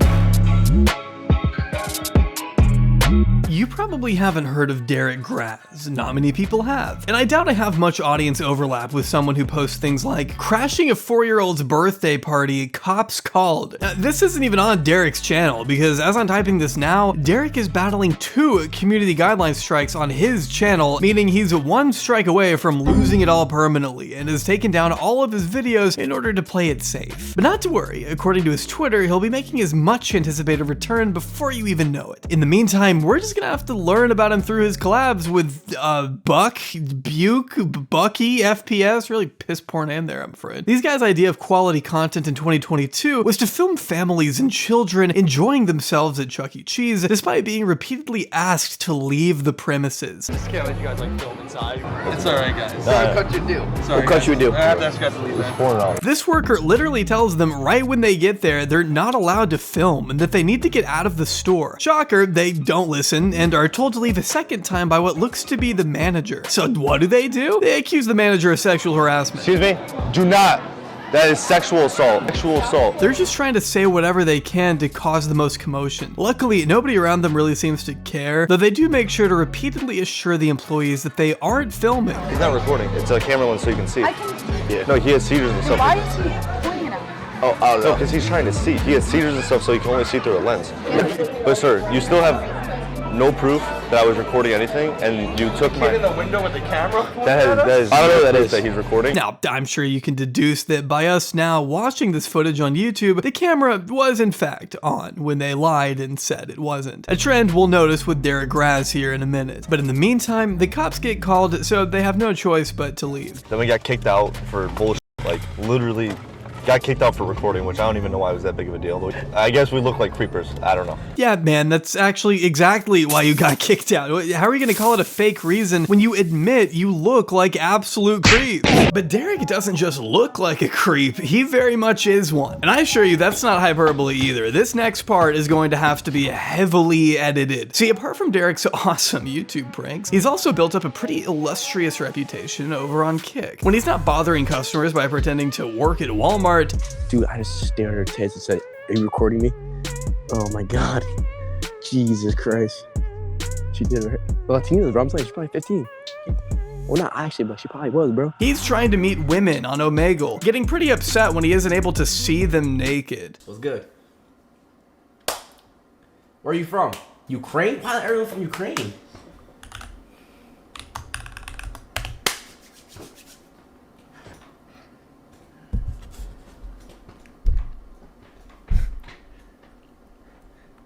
No, bro, you fucking serious? Damn, bro, I'm about to do goddamn titties. You may have noticed Derek didn't even ask the age of this woman before firing off the word tits in the chat and panting like a dog. I'm censoring her for this video, but just know she didn't look particularly old to me. And that's just half the problem. Derek asked this random girl to expose herself to his chat without her having any clue that she was on stream in front of 1,000 people on Kick. Thank God it timed out before anything worse could happen, though he sure doesn't hesitate to find the next available campsite to quench his unending thirst. Bro, I'm not paying for that shit. Hook it up, made easy. What is this? Or what is this? Dallas, Cam Match, Dallas, top 5 hookups in Dallas, secret side hood. Jerk off with females. I like that one. What are you talking about? My man is never not horny out of his mind. These Omegle streams really just consist of him spastically clicking through people, pausing occasionally when he sees a girl he's attracted to, and turning the conversation sexual before she even has a chance to say her age. Like, okay. So what do you mean by not be weird? Like, don't try hard. Like, I'm trying to be myself. Nah, I'm not gonna lie, you got some nice ass lips. I'm gonna shove my dick in the back of your throat. Hold on, wait. Yo, how old are you? How old are you? Here's a clip of him straight up telling her not to answer that question. Shit. You got nice boxers. my SpongeBob boxes. Yeah. Wait, how old are you? Don't even actually answer the question. I didn't give a fuck. How old are you? I'm 16. How old are you? Guess. 14? 15? Yeah, that's perfect. You can stand up. Nah, I'm playing. I'm sorry, Derek, but 15 is not perfect when you're an 18, almost 19-year-old man out of high school making girls uncomfortable online. Here you can see Derek thrusting his pelvic region at a girl who he discovers later is 15, only after he spent 30 straight seconds pretending to have sex with her. Yo, how old are you? How old are you? How old are you? How old are you? How old are you? 15. 15!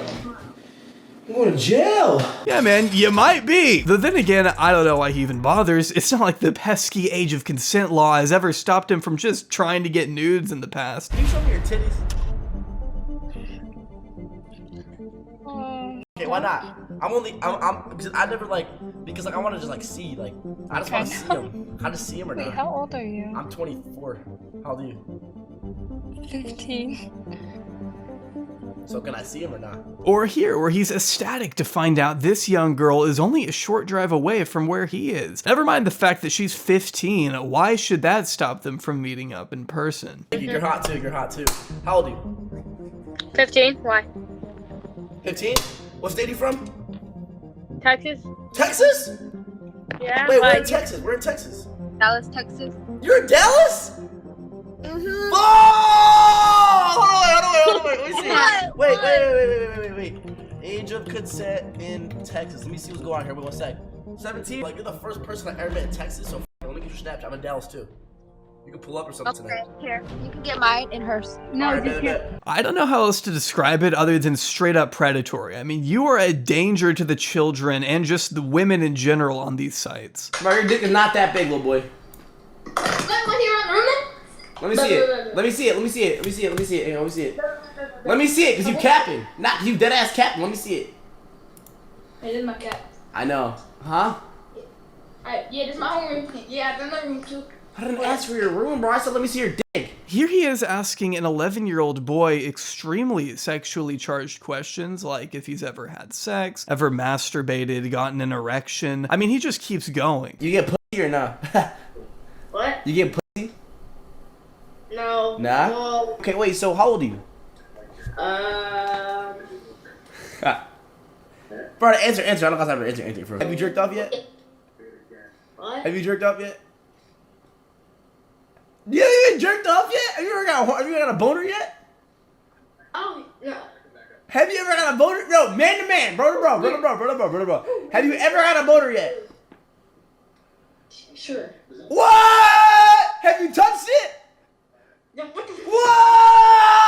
There are no words for this at all, man. I mean, what do you even expect me to say here? Even this 11-year-old kid is visibly taken aback at how this conversation is going. I cannot even begin to imagine if someone spoke like this to my child, even as a joke. Derek shows absolutely no constraint in any of these streams because he probably thinks it won't leave the small insular bubble that is his community. Some of these VODs only have a couple hundred views and 4 likes. I mean, he probably feels like he can get away with anything. Here's the co-founder of Kick, Trainwrecks TV, donating $5,000 to Derek because of how promising of a content creator he is, I guess. I know.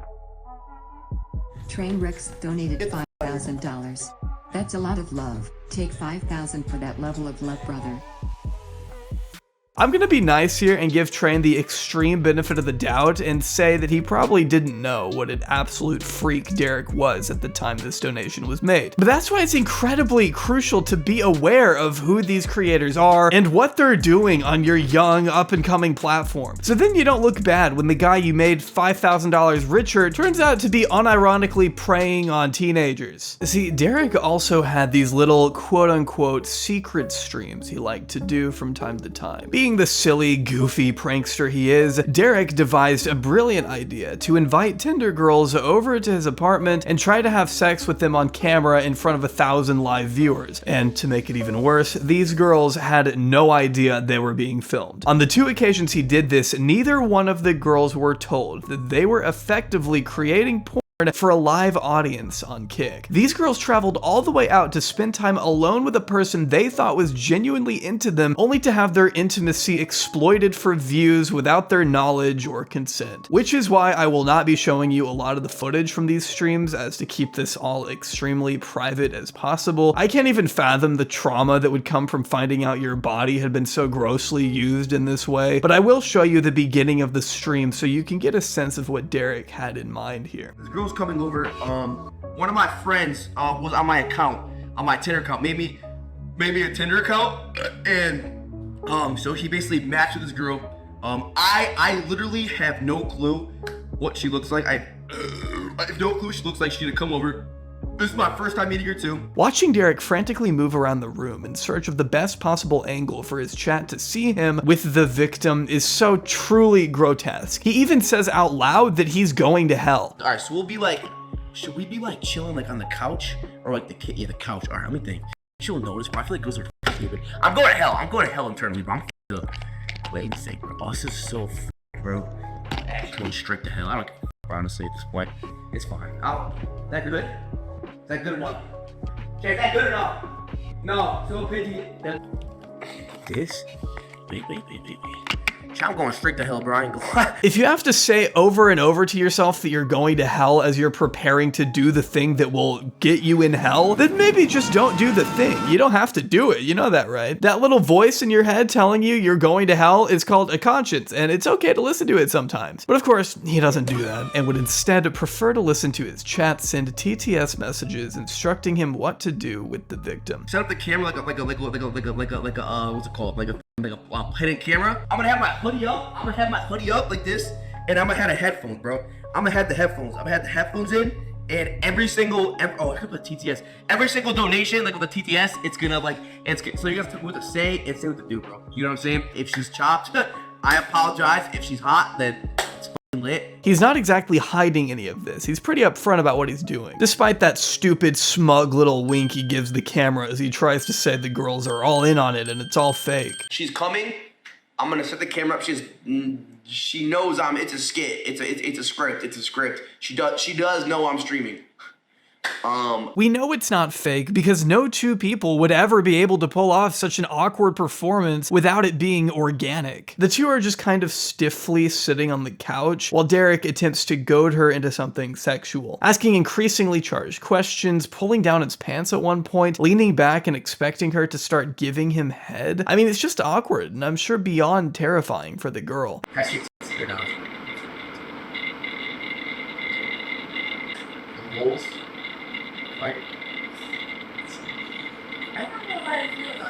After he asks her to undress for the millionth time, she finally calls an Uber. This sets Derek over the edge as he instantly becomes more aggressive. His voice becomes louder and the questions get more inappropriate. Ubering? Yes. Why? Because. Alright. He eventually points the camera away as things become more sexual, but he does make sure to ask her to be louder. Can you make more voice up over there? Like the voice.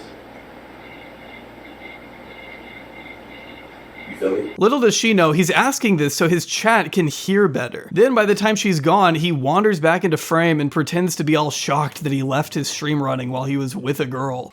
Oh my god, I'm still live! No way, I just had a girl. Oh my god! No way, I just was live the whole entire thing! This bit sucks, man. You deserve jail time. Ha! Not y'all, bro! That was scripted, it was fake! Kick, we're good, bro! Don't worry, not happened. We're good. Only that's not what the girl said, telling YouTuber Vinny D in a subsequent interview that she was completely unaware Derek had been streaming the whole entire thing. Did you know you were being streamed or any of that? No, I did not know.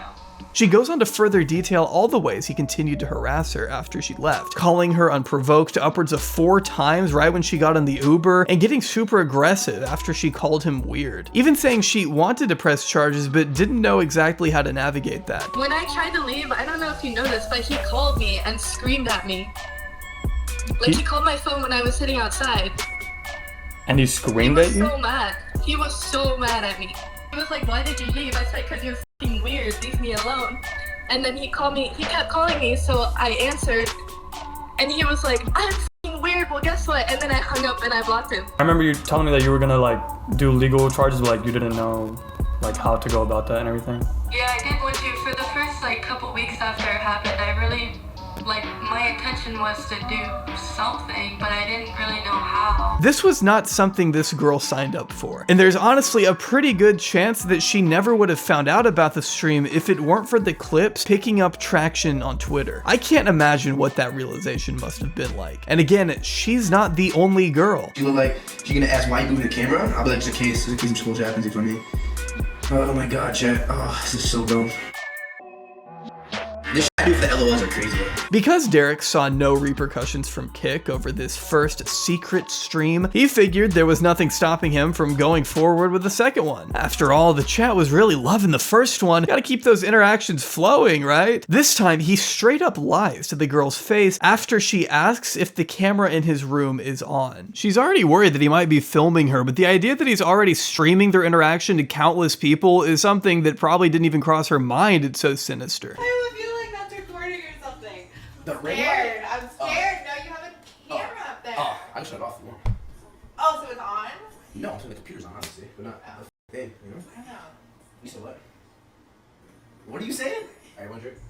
Derek's able to lie here and calm her nerves at the beginning, which only leads her to a false sense of security. She feels like she can be vulnerable to this man because he's being so personable to her face, but it's all a depraved act so he can hopefully get a viral moment out of the night. At one point, she even feels safe enough to change clothes in his room, as long as he turns the other way, which tells me that she still had her reservations for being there and couldn't fathom the possibility of hundreds of people watching her change. Derek is kind of covering her up during this part, but if you read the chat, everyone is in there still watching it very carefully to see if anything shows. The whole stream is a nauseating breach of privacy and a complete disregard for laws and morality. I hope this girl is able to sue Derek for everything he's worth. He lied to her about the camera being off. I mean, you can't do that and expect there to be no consequences. Believe it or not though, Derek did face some mild consequences for these streams eventually, okay? It didn't happen immediately. It took some time, but I guess Kick finally got the memo that, hey, Derek Graz, the guy who recorded those women without their knowledge, yeah, you should probably be banned. So the second his actions had any impact on his bottom line, I guess Derek decided to finally address the situation, which he did recently in a 30-minute video titled "A Kick Streamer Who Has Been Falsely Accused." The streamer in question, of course, being him. He also just ripped this thumbnail straight from the Asher show, who had called him out for this behavior just a couple weeks prior. Not sure Derek's thought process behind that one. And before we dive into the video itself, I think the description might give you an idea of where this is going. I am a 19-year-old streamer who has been streaming since I was 16. I am not a terrible person. I am young, and most importantly, human. All humans make mistakes,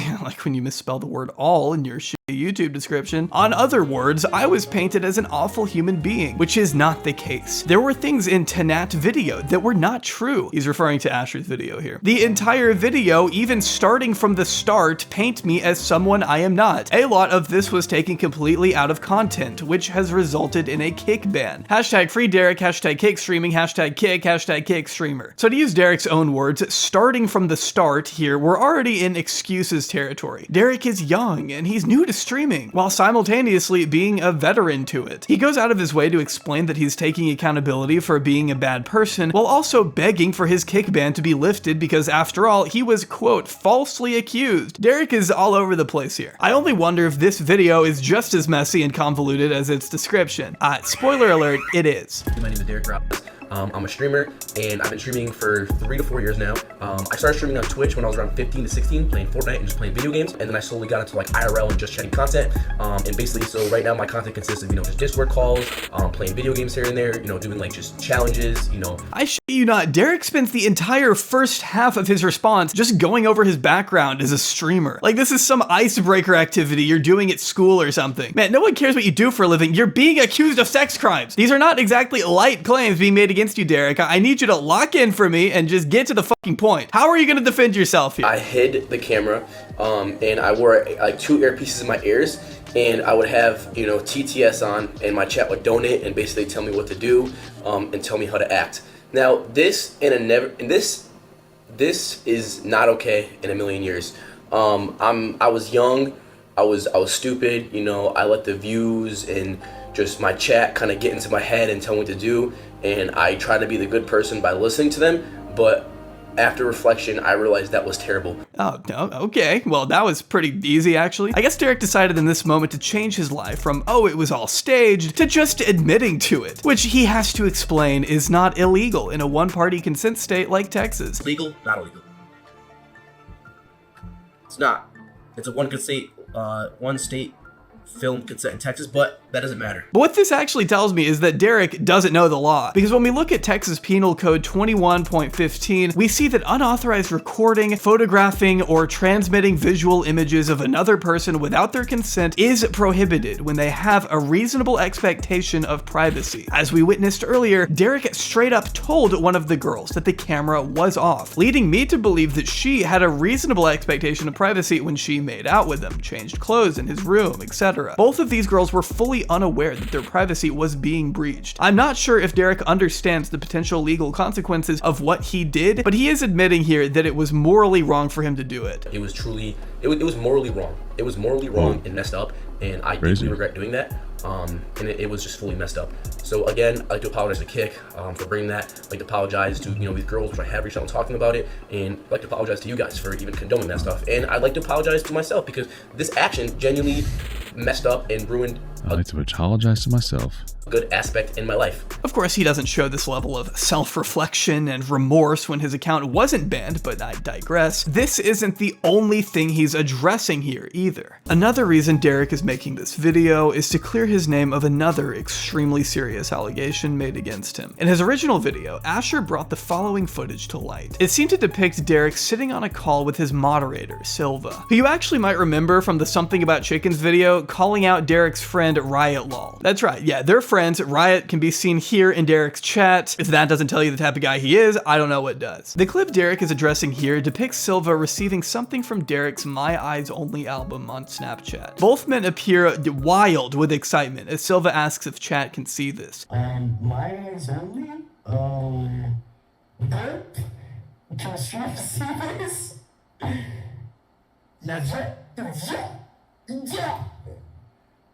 Yeah, I heard. Oh, what the f?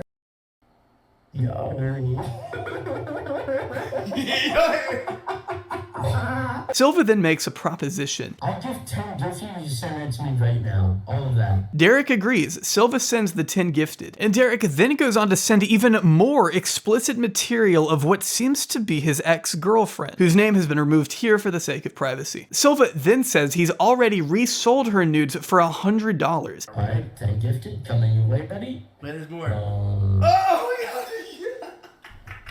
Once you said it, enter the code right now. Wait. Chat boxes are $20, you know what I'm saying? Hey. Just kidding. Alright. Yo, you can see what that is now. I'm just typing the code right now. One. This man take me a while. I'm really fucked up. Wait, yo, actually, before I show you the rest, bro, I'm not saying who, but you know who. But like, look, wait, this might be gross to you, but look, wait. I promise you, I'm gonna girl is standing here right now.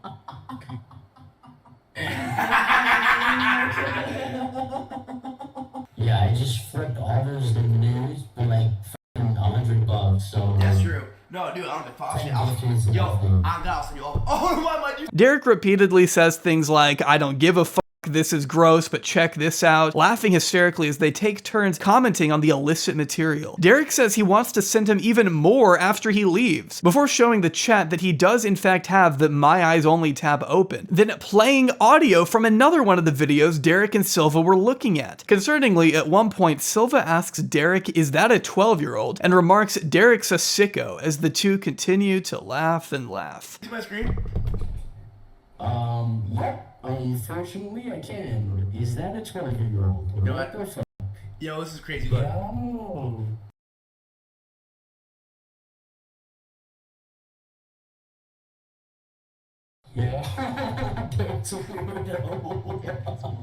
But Silva may not be the only person involved in this, as YouTuber Vinny D discovered these screenshots from Derek's Twitter group chat and Discord of people discussing the nudes and how they can get a hold of them. Vinny also managed to provide this audio depicting a guy by the name of Jonathan distributing the material to others, commenting on the girl's appearance the whole way through. One is 30 seconds. 30? Damn. You really only need 30 seconds, huh? One's a minute. The other one is 32 seconds. 32 seconds. Wait, what do you sell it to you? Discord or not Discord? Snap. Oh, Snap. I've always thought it's flat as shit, and these videos proved it right here. Like, it's bad how flat she is. She's actually flat. Oh, fuck yeah, she's literally a pancake. Derek's actually delusional. It's gonna let you know. Like, it's actually bad. But he kept saying, he was like, yo, hold up.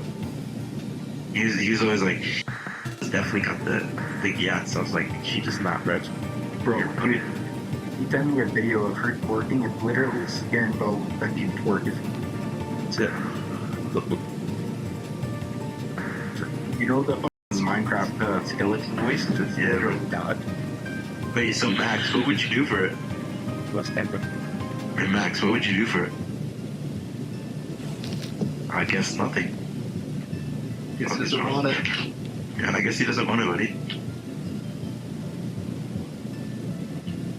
Yeah, so like I said, Jonathan, my DMs are wide open. If this wasn't bad and illegal enough, there is also reason to believe that the ex-girlfriend was underage in the clips being circulated, meaning Derek, Silva, and anyone else with possession of this material could be in serious legal trouble if it ever went all the way to court. Again, I won't be publishing her name, but as the YouTuber Streaming Spotlight reports in his video, she does have a birthday listed online as 2005. She's 18 now and supposedly hasn't had any interaction with Derek since she was at least 16. Still, that hasn't stopped him from trying to sell her possessions over Discord. You can see here he's listed her underwear, necklace, bra, hair, notes, necklace, chains, and bracelets, all for his community to purchase. So that's the second thing Derek is responding to in this video. But unlike the first claim, Derek is going to be denying this one. Let's find out what he has to say. So basically, about a month ago, I was in Florida, and I had my editor, my filmer, and my friend.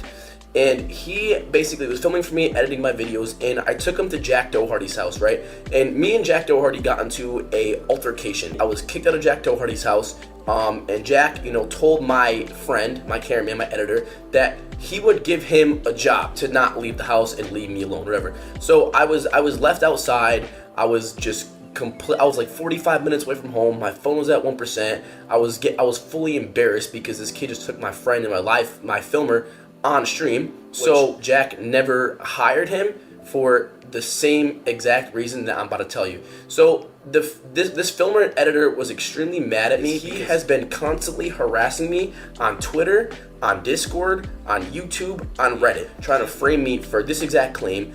Another account was made, another account was made, another account was made. So this claim has been coming from someone who's been harassing me and trying to take me down. He's out for blood for me for no exact reason. Okay, so to summarize everything he's saying here, he argues this claim is illegitimate because it came from a former disgruntled editor and ex-friend of his who now works for Jack Doherty, I think, or used to, I don't know. The only thing I care about is whether or not Derek was actually selling nudes of his underage ex. But Derek does eventually explain that the girl in the videos he sent to Silva was actually not his ex-girlfriend at all. He was actually sending an OnlyFans sex tape he made with a different girl by the name of Bella. I had sent my friend in this very misleading clip was a OnlyFans tape that was supposed to be posted on OnlyFans, right? So if we go back to about right here and this clip right here, I had sub goals, right?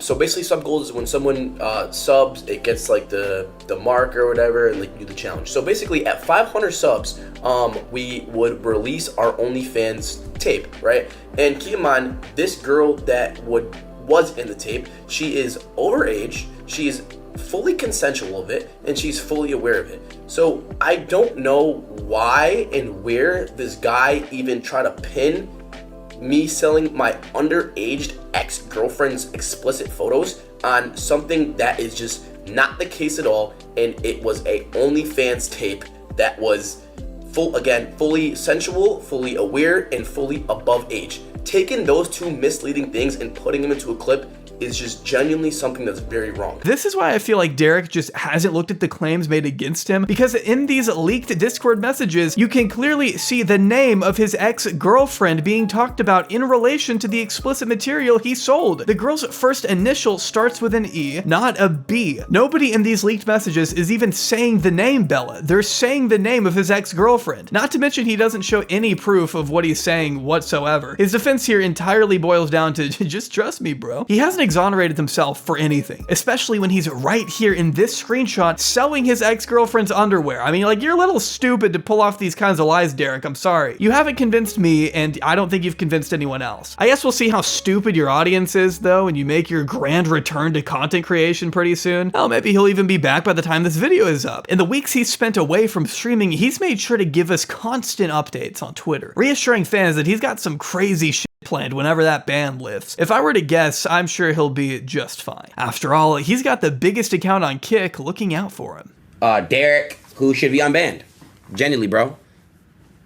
You guys gotta understand, bro. I'll never understand why the big wigs at Kick waste their time running defense for some of the worst people the platform has to offer, but they sure love doing it. Here's Eddie Boy himself, again, the founder of Kick and Steak, expressing a glowing admiration for our final subject of the night. Join me in discussing one of the absolute worst streamers I have ever had the displeasure of encountering. This last segment is about...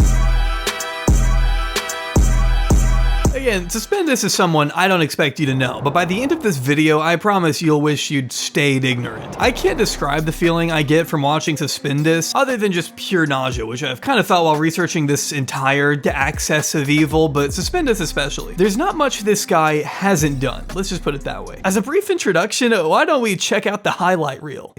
Yo, don't touch my shit. Don't touch me. Fuck you, pussy. You want me to turn down my volume? Yeah. That's all you. Speak in the train. That's all you have to say. Speak English to me. Don't fucking Japanese to us, man. Okay, bro. I mean, I'd smash a 6-year-old, bro. Why not? Some of them are hot. Like Japanese ladies, they keep themselves nice and shit. By the way, when I was an English teacher, I used to have to do Santa. You know Santa? Ho, ho, ho! Merry Christmas! I used to be a very good Santa. Sit on my face, I mean my lap, and tell me what you want for Christmas. I know. I think you see what I mean. It's like the more you research Suspendas, the more you start to worry about the people who have to endure his presence. But if you're wondering what compelled Eddie to extend those warm wishes I mentioned a second ago, well, Suspendas was at one point arrested in Nepal for asking to marry what was reported to be a 15-year-old girl. And Ed, being the saint that he is, wanted to make sure our boy was safe and sound after such a harrowing incident. I mean, who wouldn't? The boss over at Kick.com, we let him know he was happy that we're all okay. So thank you to Eddie. I'm okay. This generosity isn't anything new though, with Ed gifting Suspendas subs in the past and professing his overall admiration for him as a creator after his wedding, as seen in this Discord message from October 2023. You know, months after footage depicted what looked to be Suspendas assaulting an unconscious woman at a Japanese karaoke bar on Kick.com made headlines. According to this screenshot, it would seem Eddie is happy to help that guy out with anything he may need. How nice. I'm sure Sus could certainly use it. He gets himself in trouble pretty much every other week. Here you can see Suspendas with Slightly Homeless, another streamer whose story I'll save for another day, harassing the locals in other countries. This is kind of what they're known to do, but this clip in particular garnered a high level of infamy when, after they get rejected by a random girl they just walked up to on the street, they go on to ask if she's for sale. We like to marry girls at first sight. Yeah. Can I marry you? No. Why are you so shy? And show us what you're selling. What you selling? Are you for sale? These are Mendos. Are these for sale?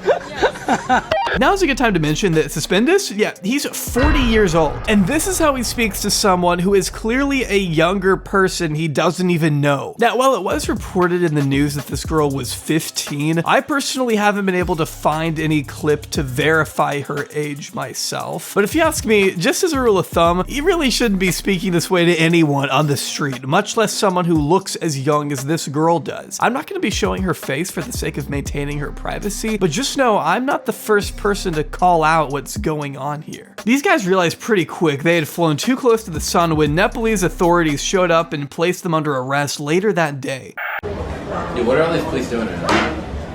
Can I call them? Hello? Sir, please close that. Close it? Please, just a minute. Okay. Please close. This closed. What's going on? I don't know. Should we get out of here? What do you do next? We're okay? What do we do? We are here for the help. Helping us out? What's happening? Should we get out of here? The police saw this clip, and Suspendas and Slightly Homeless were promptly charged with child endangerment. Whether or not they meant it as a joke was a moot point in this moment, as a representative from the US Embassy promptly informed the pair that they were facing a maximum of 10 years in prison. Slightly Homeless was quick to admit he probably afraid of the possibility that he was going to jail in Nepal for a decade, but Suspendas has always maintained that he did nothing wrong, and he was detained for no reason. Oh, so they just let you guys go? No 10 years in jail, nothing? Yeah, man, but I didn't do anything anyway. Somehow, they ended up slipping out of that one, but the threat of a criminal conviction in a foreign country was enough to prompt Sam Pepper, yes, he hangs out with these guys too, to pack his things and get the fuck out of Nepal. It was just not worth it, guys. It was not worth it to stick around and end up sharing a jail cell with homeless. Do you know what I'm saying? And I'll probably be out in a day or so. It really isn't worth it. Suspendas originally dabbled in fashion. He started his own apparel company around 2011, which went by the name of So Fetch Clothing. Somehow, their Facebook is still up, though I probably would have taken it down a long time ago if it had pictures of me looking like this or this. If you were online in 2014, you might recognize Pedo Bear on this particular number. Kind of a weird thing to put on a shirt, but even after all these years, Suspendas stands by his artistic vision wholeheartedly. As far as the t-shirts, yeah, I designed them. You know what I mean? I thought they were awesome t-shirts back in 1990. The bear was a meme, you know what I mean? I'm older than most of these other streamers, so, you know, they probably don't remember back there, and especially if you're not from America, then you wouldn't understand the meme. It was funny as at the time. We live in a world with woke people, triggered people, and things like that. If you're woke and triggered because of a shirt that I designed 15 years ago, then you can stop watching my channel. Spoken like someone who asks young girls if they're for sale. You may have noticed a second ago that So Fetch Clothing was originally established in Philadelphia, which begs the question, how did a fashion designer from Pennsylvania end up making content all the way in Asia? But as the lore goes, Suspendas fled the United States after being hit with a lawsuit from Paramount Pictures. Turns out you can't trademark a phrase that originated in one of their most iconic films to date. Yeah, Suspendas apparently tried to copyright the phrase so fetch, which is so fucking stupid. He also has several outstanding warrants spanning from multiple tickets he's refused to pay, as the YouTuber Spree included in his documentary. If you want a more detailed and thorough exploration of Suspendas's entire story, I'd recommend giving it a watch. There aren't a whole lot of people out there chronicling the sad, embarrassing life of Suspendas, so his story can be a little difficult to track, honestly. All I know is there are people who have said he lives in a former crematorium outside of a Japanese cemetery, which, if that's true, he's living like a Tim Burton villa. I mean, crematorium? Now is also a good time to take a little detour and introduce a forum by the name of Alex Addicted, which honestly could be its own video with the amount of weird allegations out there surrounding this thing, but for the sake of time, I'm going to be keeping this segment fairly brief. There's actually already a great video on its history by the YouTuber Marcy that I would recommend you check out if you want all the disturbing details. But what you need to know for now is that according to its own website, Alex Addicted was once the premier online site for alternative modeling, created all the way back in 2005. During the early 2010s especially, Alex Addicted provided a space for scene kids to post pictures of themselves and engage with one another. You can still find remnants of Alex Addicted strewn across YouTube and Facebook, where members would proclaim their commitment to the site and deny any allegations of wrongdoing by the agency's founder, an anonymous user by the name of Alexa, who claimed to be a teenage girl herself, though her true identity remains heavily debated to this day. More on that in a second. For about the past decade now, there have been allegations floating around that this Alexa person would ask underage users to post explicit images of themselves to the site. One girl by the name of Chrissy Lynn uploaded a video back in 2013 detailing her experience with Alex Addicted, describing what all she witnessed as a young 14-year-old user of the site. She described Alexa as a domineering force, someone who would abuse and berate the underage girls who made up the website. I was in this site when I was 14. I'm 17 now. I was 14 and I was just starting out site modeling. I thought it was the coolest thing ever, and Alex Addicted was like the shit, right? Like everyone was always talking about it, and so I thought I'd join, you know? And I saw Alexa asking her models for nude photos. And I mean, of course, this threw me, like, I had obviously never had anything to do with the site modeling world. I didn't know if this was normal or not, and it kind of threw me. I was like, oh god, is she gonna ask me for some? And I saw a bunch of the girls in there, I'm not gonna name names, I saw a bunch of the girls in there posting nude photos. When I left, she immediately started freaking out on me, calling me names, telling me I was fat and ugly, I needed more makeup, that I needed to lose weight, and that I would never be good enough for Alex Addicted anyways, even though I was in her site before I left. And she was just horrible to me. If you were to read the comments on this video, you would find Suspendas' name being brought up dozens of times over the past year. Why is that? Well, Suspendas was in fact a model on Alex Addicted. This is indisputable. We know this thanks to a video uploaded in 2012 depicting old modeling pictures of Suspendas, whose real name is Avram Merlin, along with this description that reads, Avram is a new model with AASM. He is also owner and CEO of SoFetch Clothing. I love his style, love his ambition. I will be promoting SoFetch on all of my channels. Suspendas himself has also discussed his time with Alex Addicted openly on Kick, albeit it's still a bit confusing. He remains pretty vague with what he was actually doing on the site, other than saying he's proud of the pictures he took on there and doesn't care much about it now since it was, quote, 15 years ago, and there's a statute of limitations on all of that. Okay, not sure why there would need to be a statute of limitations on something if you weren't doing anything wrong. What did that mean? That was always the most annoying to me. People talking about shit that happened like 15 years ago. I don't give a fuck anymore, man. There's a statute of limitations on private life shit, bro. He also writes off any questions regarding his time on Alex Addicted as a psyop by the government, whatever that means. It's a fucking psyops operation by the government, bro. Are you crazy? The only thing that you have to, the only word that really will get you anywhere is psyops. If you don't know what psyops is, then I really can't help you. You know what I mean? But basically, it's all just a fucking illusion anyway. He also mentions he already covered all of this back in 2021, but believe me, I have searched high and low for that video and cannot find it anywhere. I think in 2021, I went into length about what Alex Addicted was. I mean, I wasn't as big streamer then than I am now, but there's a video out where I talked about it for about an hour, you know what I mean? So I'm not gonna go into it again. I've already talked about it. You know, hundreds or thousands of online people wanted to be models, including myself.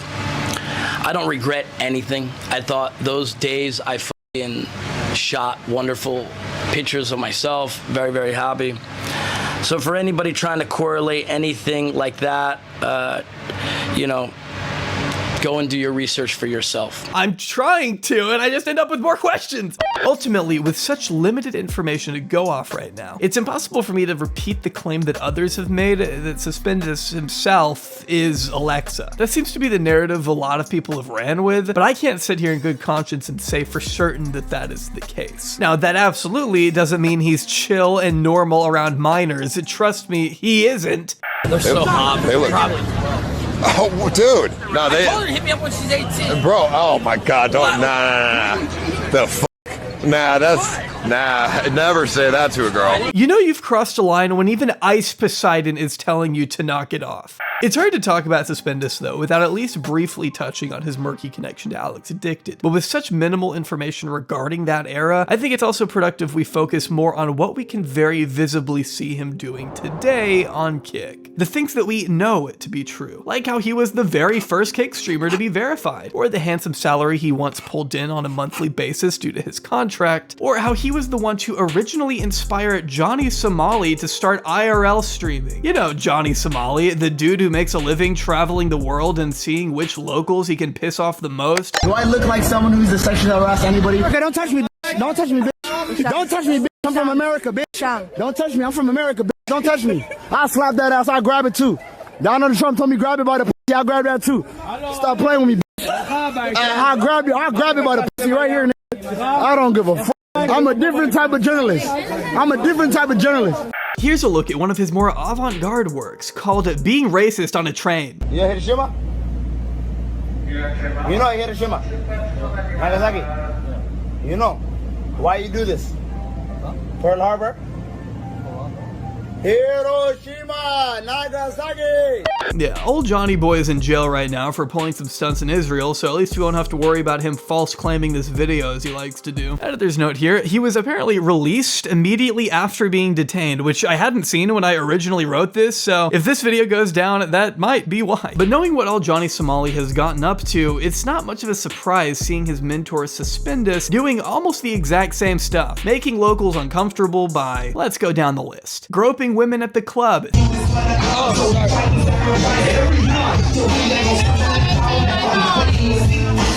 throwing vodka bottles out of a moving car, What the hell? making out with a 17-year-old Japanese girl on stream. Yes, I am 17. I'm sorry. What? Wait, that's illegal. I know. Again, 43-year-old man. And of course, blasting the American national anthem at the Hiroshima Peace Memorial. Can you see what we hail at the twilight's last gleam? I swear to God, man, all Kick streamers need to be kept 100 yards away from any World War II memorial site, just to be safe. I'm can't wait to go to Germany. And then I think me and Tyler are going to take one day and go to Auschwitz on stream and like do a tour.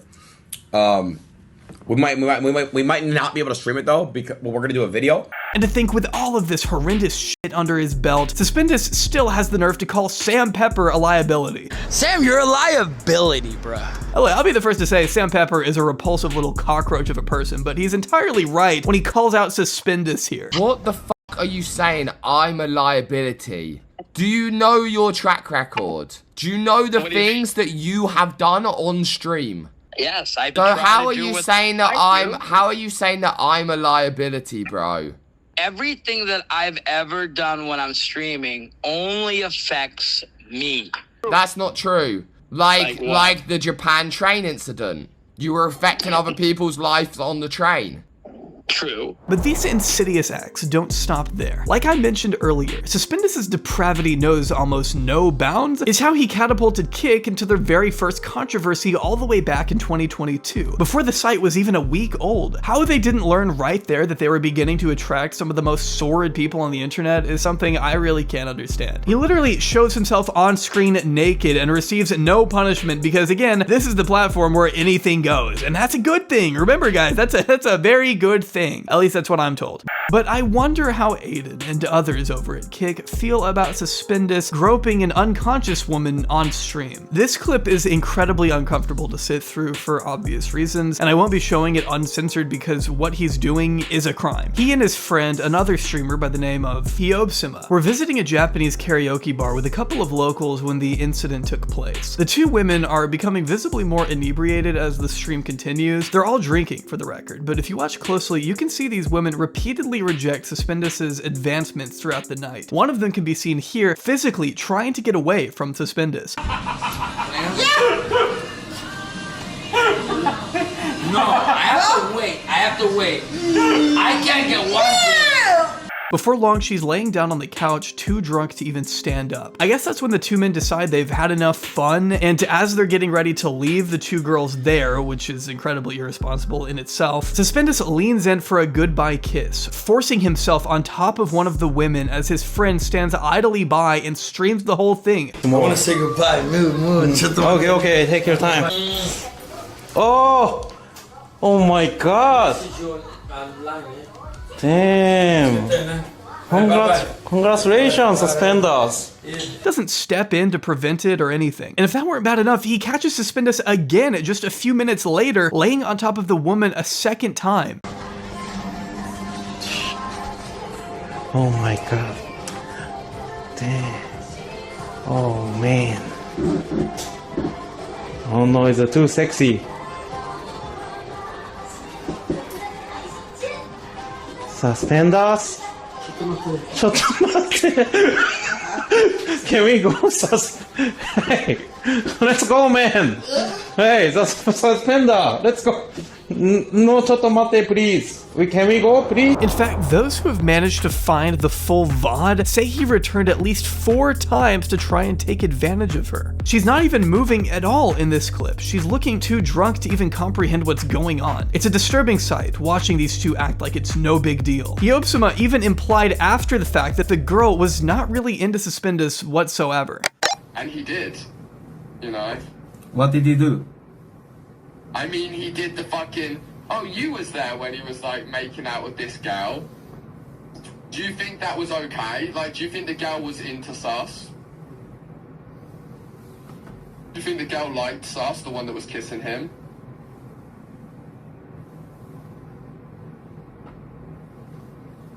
Oh, okay, your mouth shut, your mouth sealed. You're sworn to secrecy by Sus, the man Sus himself, okay? Not that he even needed to say that, I mean, we all saw the clip. Though Suspendas's defense for this whole thing is that he did nothing wrong on the basis that Japanese men are, quote, known to grope, in his words. I kissed a girl, bro. That upsets a whole entire country. Kissing a girl. Do you know how aggressive Japanese dudes are? When they're drunk, bro? Japanese dudes are known to grope. I just kissed a girl, bro. I never f***ing groped people. Suspendas isn't taking the situation seriously, probably in part because he knows how hard it is to actually see any repercussions on Kick. But don't take my word for it. He has outwardly acknowledged their leniency in the past. I pissed on the wall by accident, but I wasn't aiming properly. But that's what Kick's all about. Kick's all about like, this guy, he didn't mean it. He was a good guy the whole time. He just made a simple mistake. It's hard to say he was just joking here because despite this incident and that little wardrobe malfunction he had shortly after the launch of the website, Kick hasn't really done anything to push back against Suspendas. I mean, he's still around. And because he saw zero repercussions for what he did in that karaoke bar, Suspendas was able to continue broadcasting his crimes to an audience like the very next month, where he had sex in front of a child on stream. I hate that I had to say those words just now. I will say the clip itself is hard to find because Suspendas has gone out of his way to claim it to be taken down as many places as he can. So I'm really just gonna talk over this last part. What you're seeing is Suspendas IRL streaming in the Philippines last April. You can see the door is closed while the woman's child remains jumping around the bed. The pair exchange a few words before Suspendas slides the camera around to face the wall as he explains to the chat he needs to take care of some business. Okay, so we see the child on the bed with the phone. The door is closed. Alright, the door is closed. Okay, so the child was in the room. Telling his audience he'll see them in a minute before telling the girl, your son is having a good time, or something to that effect. Oh my God. Yeah, we're gonna freak, baby. I'll see you in a minute. Your son's having a good time. Your son's having a good time, by the way. You think they're in the bathroom? Yeah, the kids stayed watching dinosaur cartoons. I saw that. Yeah, James was never in the room. They don't care? Oh, she goes, why are you still streaming? And then he says, they don't care.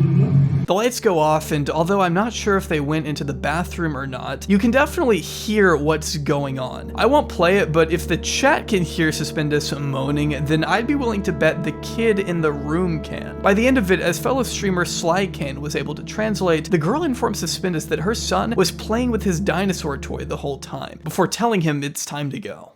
Okay, they're washing up. I think maybe what I'm guessing was they was probably in the bathroom with the door open and the lights off. So that everyone on his chat could hear the sound. So I don't think he was on the bed. But the door was open and he was in the bathroom, because you didn't hear any door open from the bathroom, so they were already in the bathroom. She says it like, don't worry, my kid is watching the dinosaur. She says it like right after he nutted. Told them, baby, let's go. Baby, tarana. Tarana means let's go. And then you could hear the kid, okay. He's answered like, okay. There is pretty much nothing I can say about this that would adequately capture the level of depravity we're dealing with here. In normal circumstances, this would have resulted in Suspendas getting an immediate permanent ban from Kick, likely followed by a formal investigation, because that is a profoundly inappropriate environment for the child. They literally have no evidence that that ever happened, and yet they say that it happened. Get the f out of here. But people act like parents don't have sex in front of their babies anyway. You know what I mean? Yeah, they do. Holy moly, yes they do. Get the f out of here. Get the f out of here. They definitely do. You think sex stops just because families have babies? But because this is Kick, Suspendas sought no consequence whatsoever, and was able to continue streaming as if nothing happened, essentially. And like, I don't like to say someone should lose their platform lightly, but a line needs to be drawn somewhere, and committing an actual crime on camera should be that line, in my opinion. I don't think that's a crazy thing for me to say. This shouldn't be a particularly hot take. I'm kinda in shock that anyone out there would willingly watch 14 hours of a middle-aged emo creep stumbling around in public, making drunken remarks to his chat, pausing only to vomit into storm drains.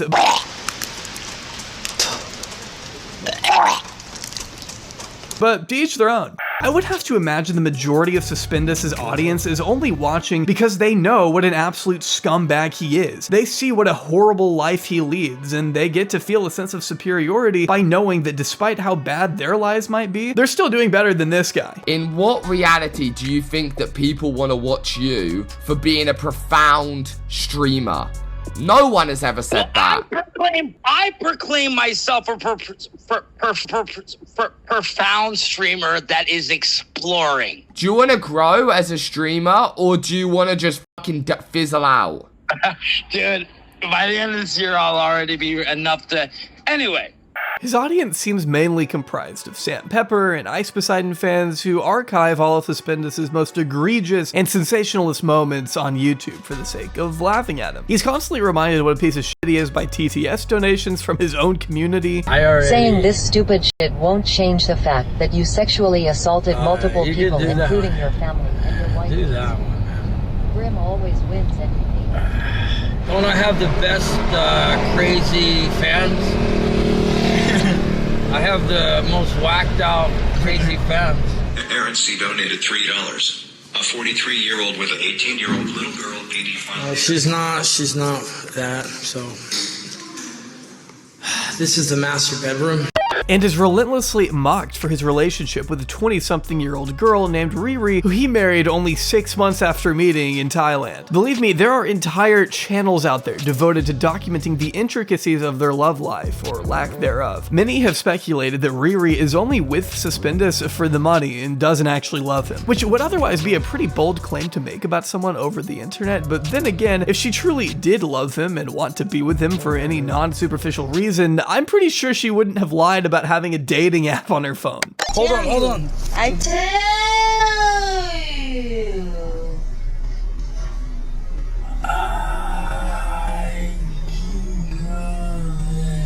My wife doesn't have Tinder. You have Tinder? Tinder? Yeah, no. She doesn't have Tinder. Before I have, but I deleted it. She had. Do you have an app on your phone, Tinder? No, it's sound I message customer. Why? Oh no.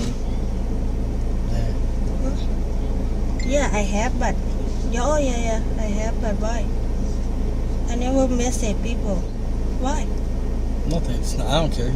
But I'm not gonna falter for that. I mean, it's Suspendas. There isn't really much of a reason to stand next to this dude if you aren't getting something in return, I'll just be honest. And maybe on some level he knows that, as he's bought her and her family a total of 5 cars at this point, handed out generous wads of cash to her family members at their wedding, and purchased her a $900 phone for nothing more than a light peck on the lips. I didn't even get a kiss or nothing. Damn. No, man. $800. Yeah. At least I got a kiss. Got the kiss. I get It that. was all worth it. It was all worth it. A little peck.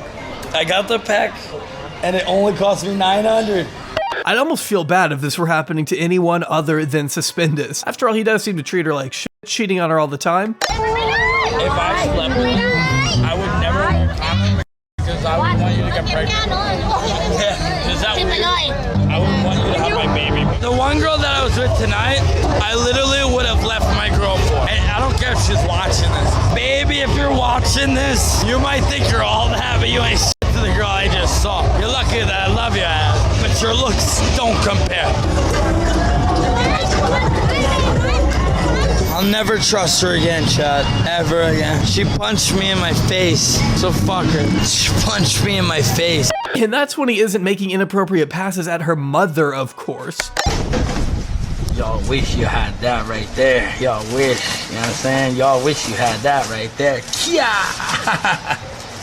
So I think you can see why I have trouble sympathizing with Suspendas. He says he loves Riri one second, then implies he's gonna leave her once she becomes old and unattractive for him the next. The question of what happens when Riri turns into her mom in 20 years? I will literally be on a beach somewhere with a fishing rod, a beer, and probably, you know, some weed or something.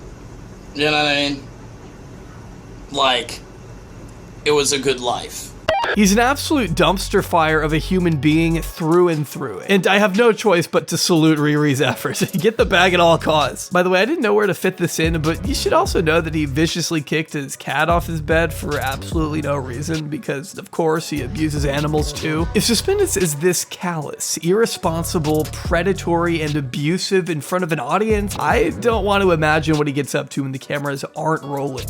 In a just world, this guy would not have an audience. His grimy little fingers kept far away from a record button. His audience is almost exclusively made up of people who just want to see him fail. Even the girl he married doesn't seem to want anything to do with him. He makes some of the most unwatchable content on all of Kick while inspiring some of the worst streamers the internet has ever seen. I have no idea where he goes from here. For some reason, Ed just continues to keep him around despite all the things we've seen him do on camera. I just hope at the very least that Riri can keep milking him for all he's worth. Don't stop. Drain his pockets and leave him in a ditch. You've got my support.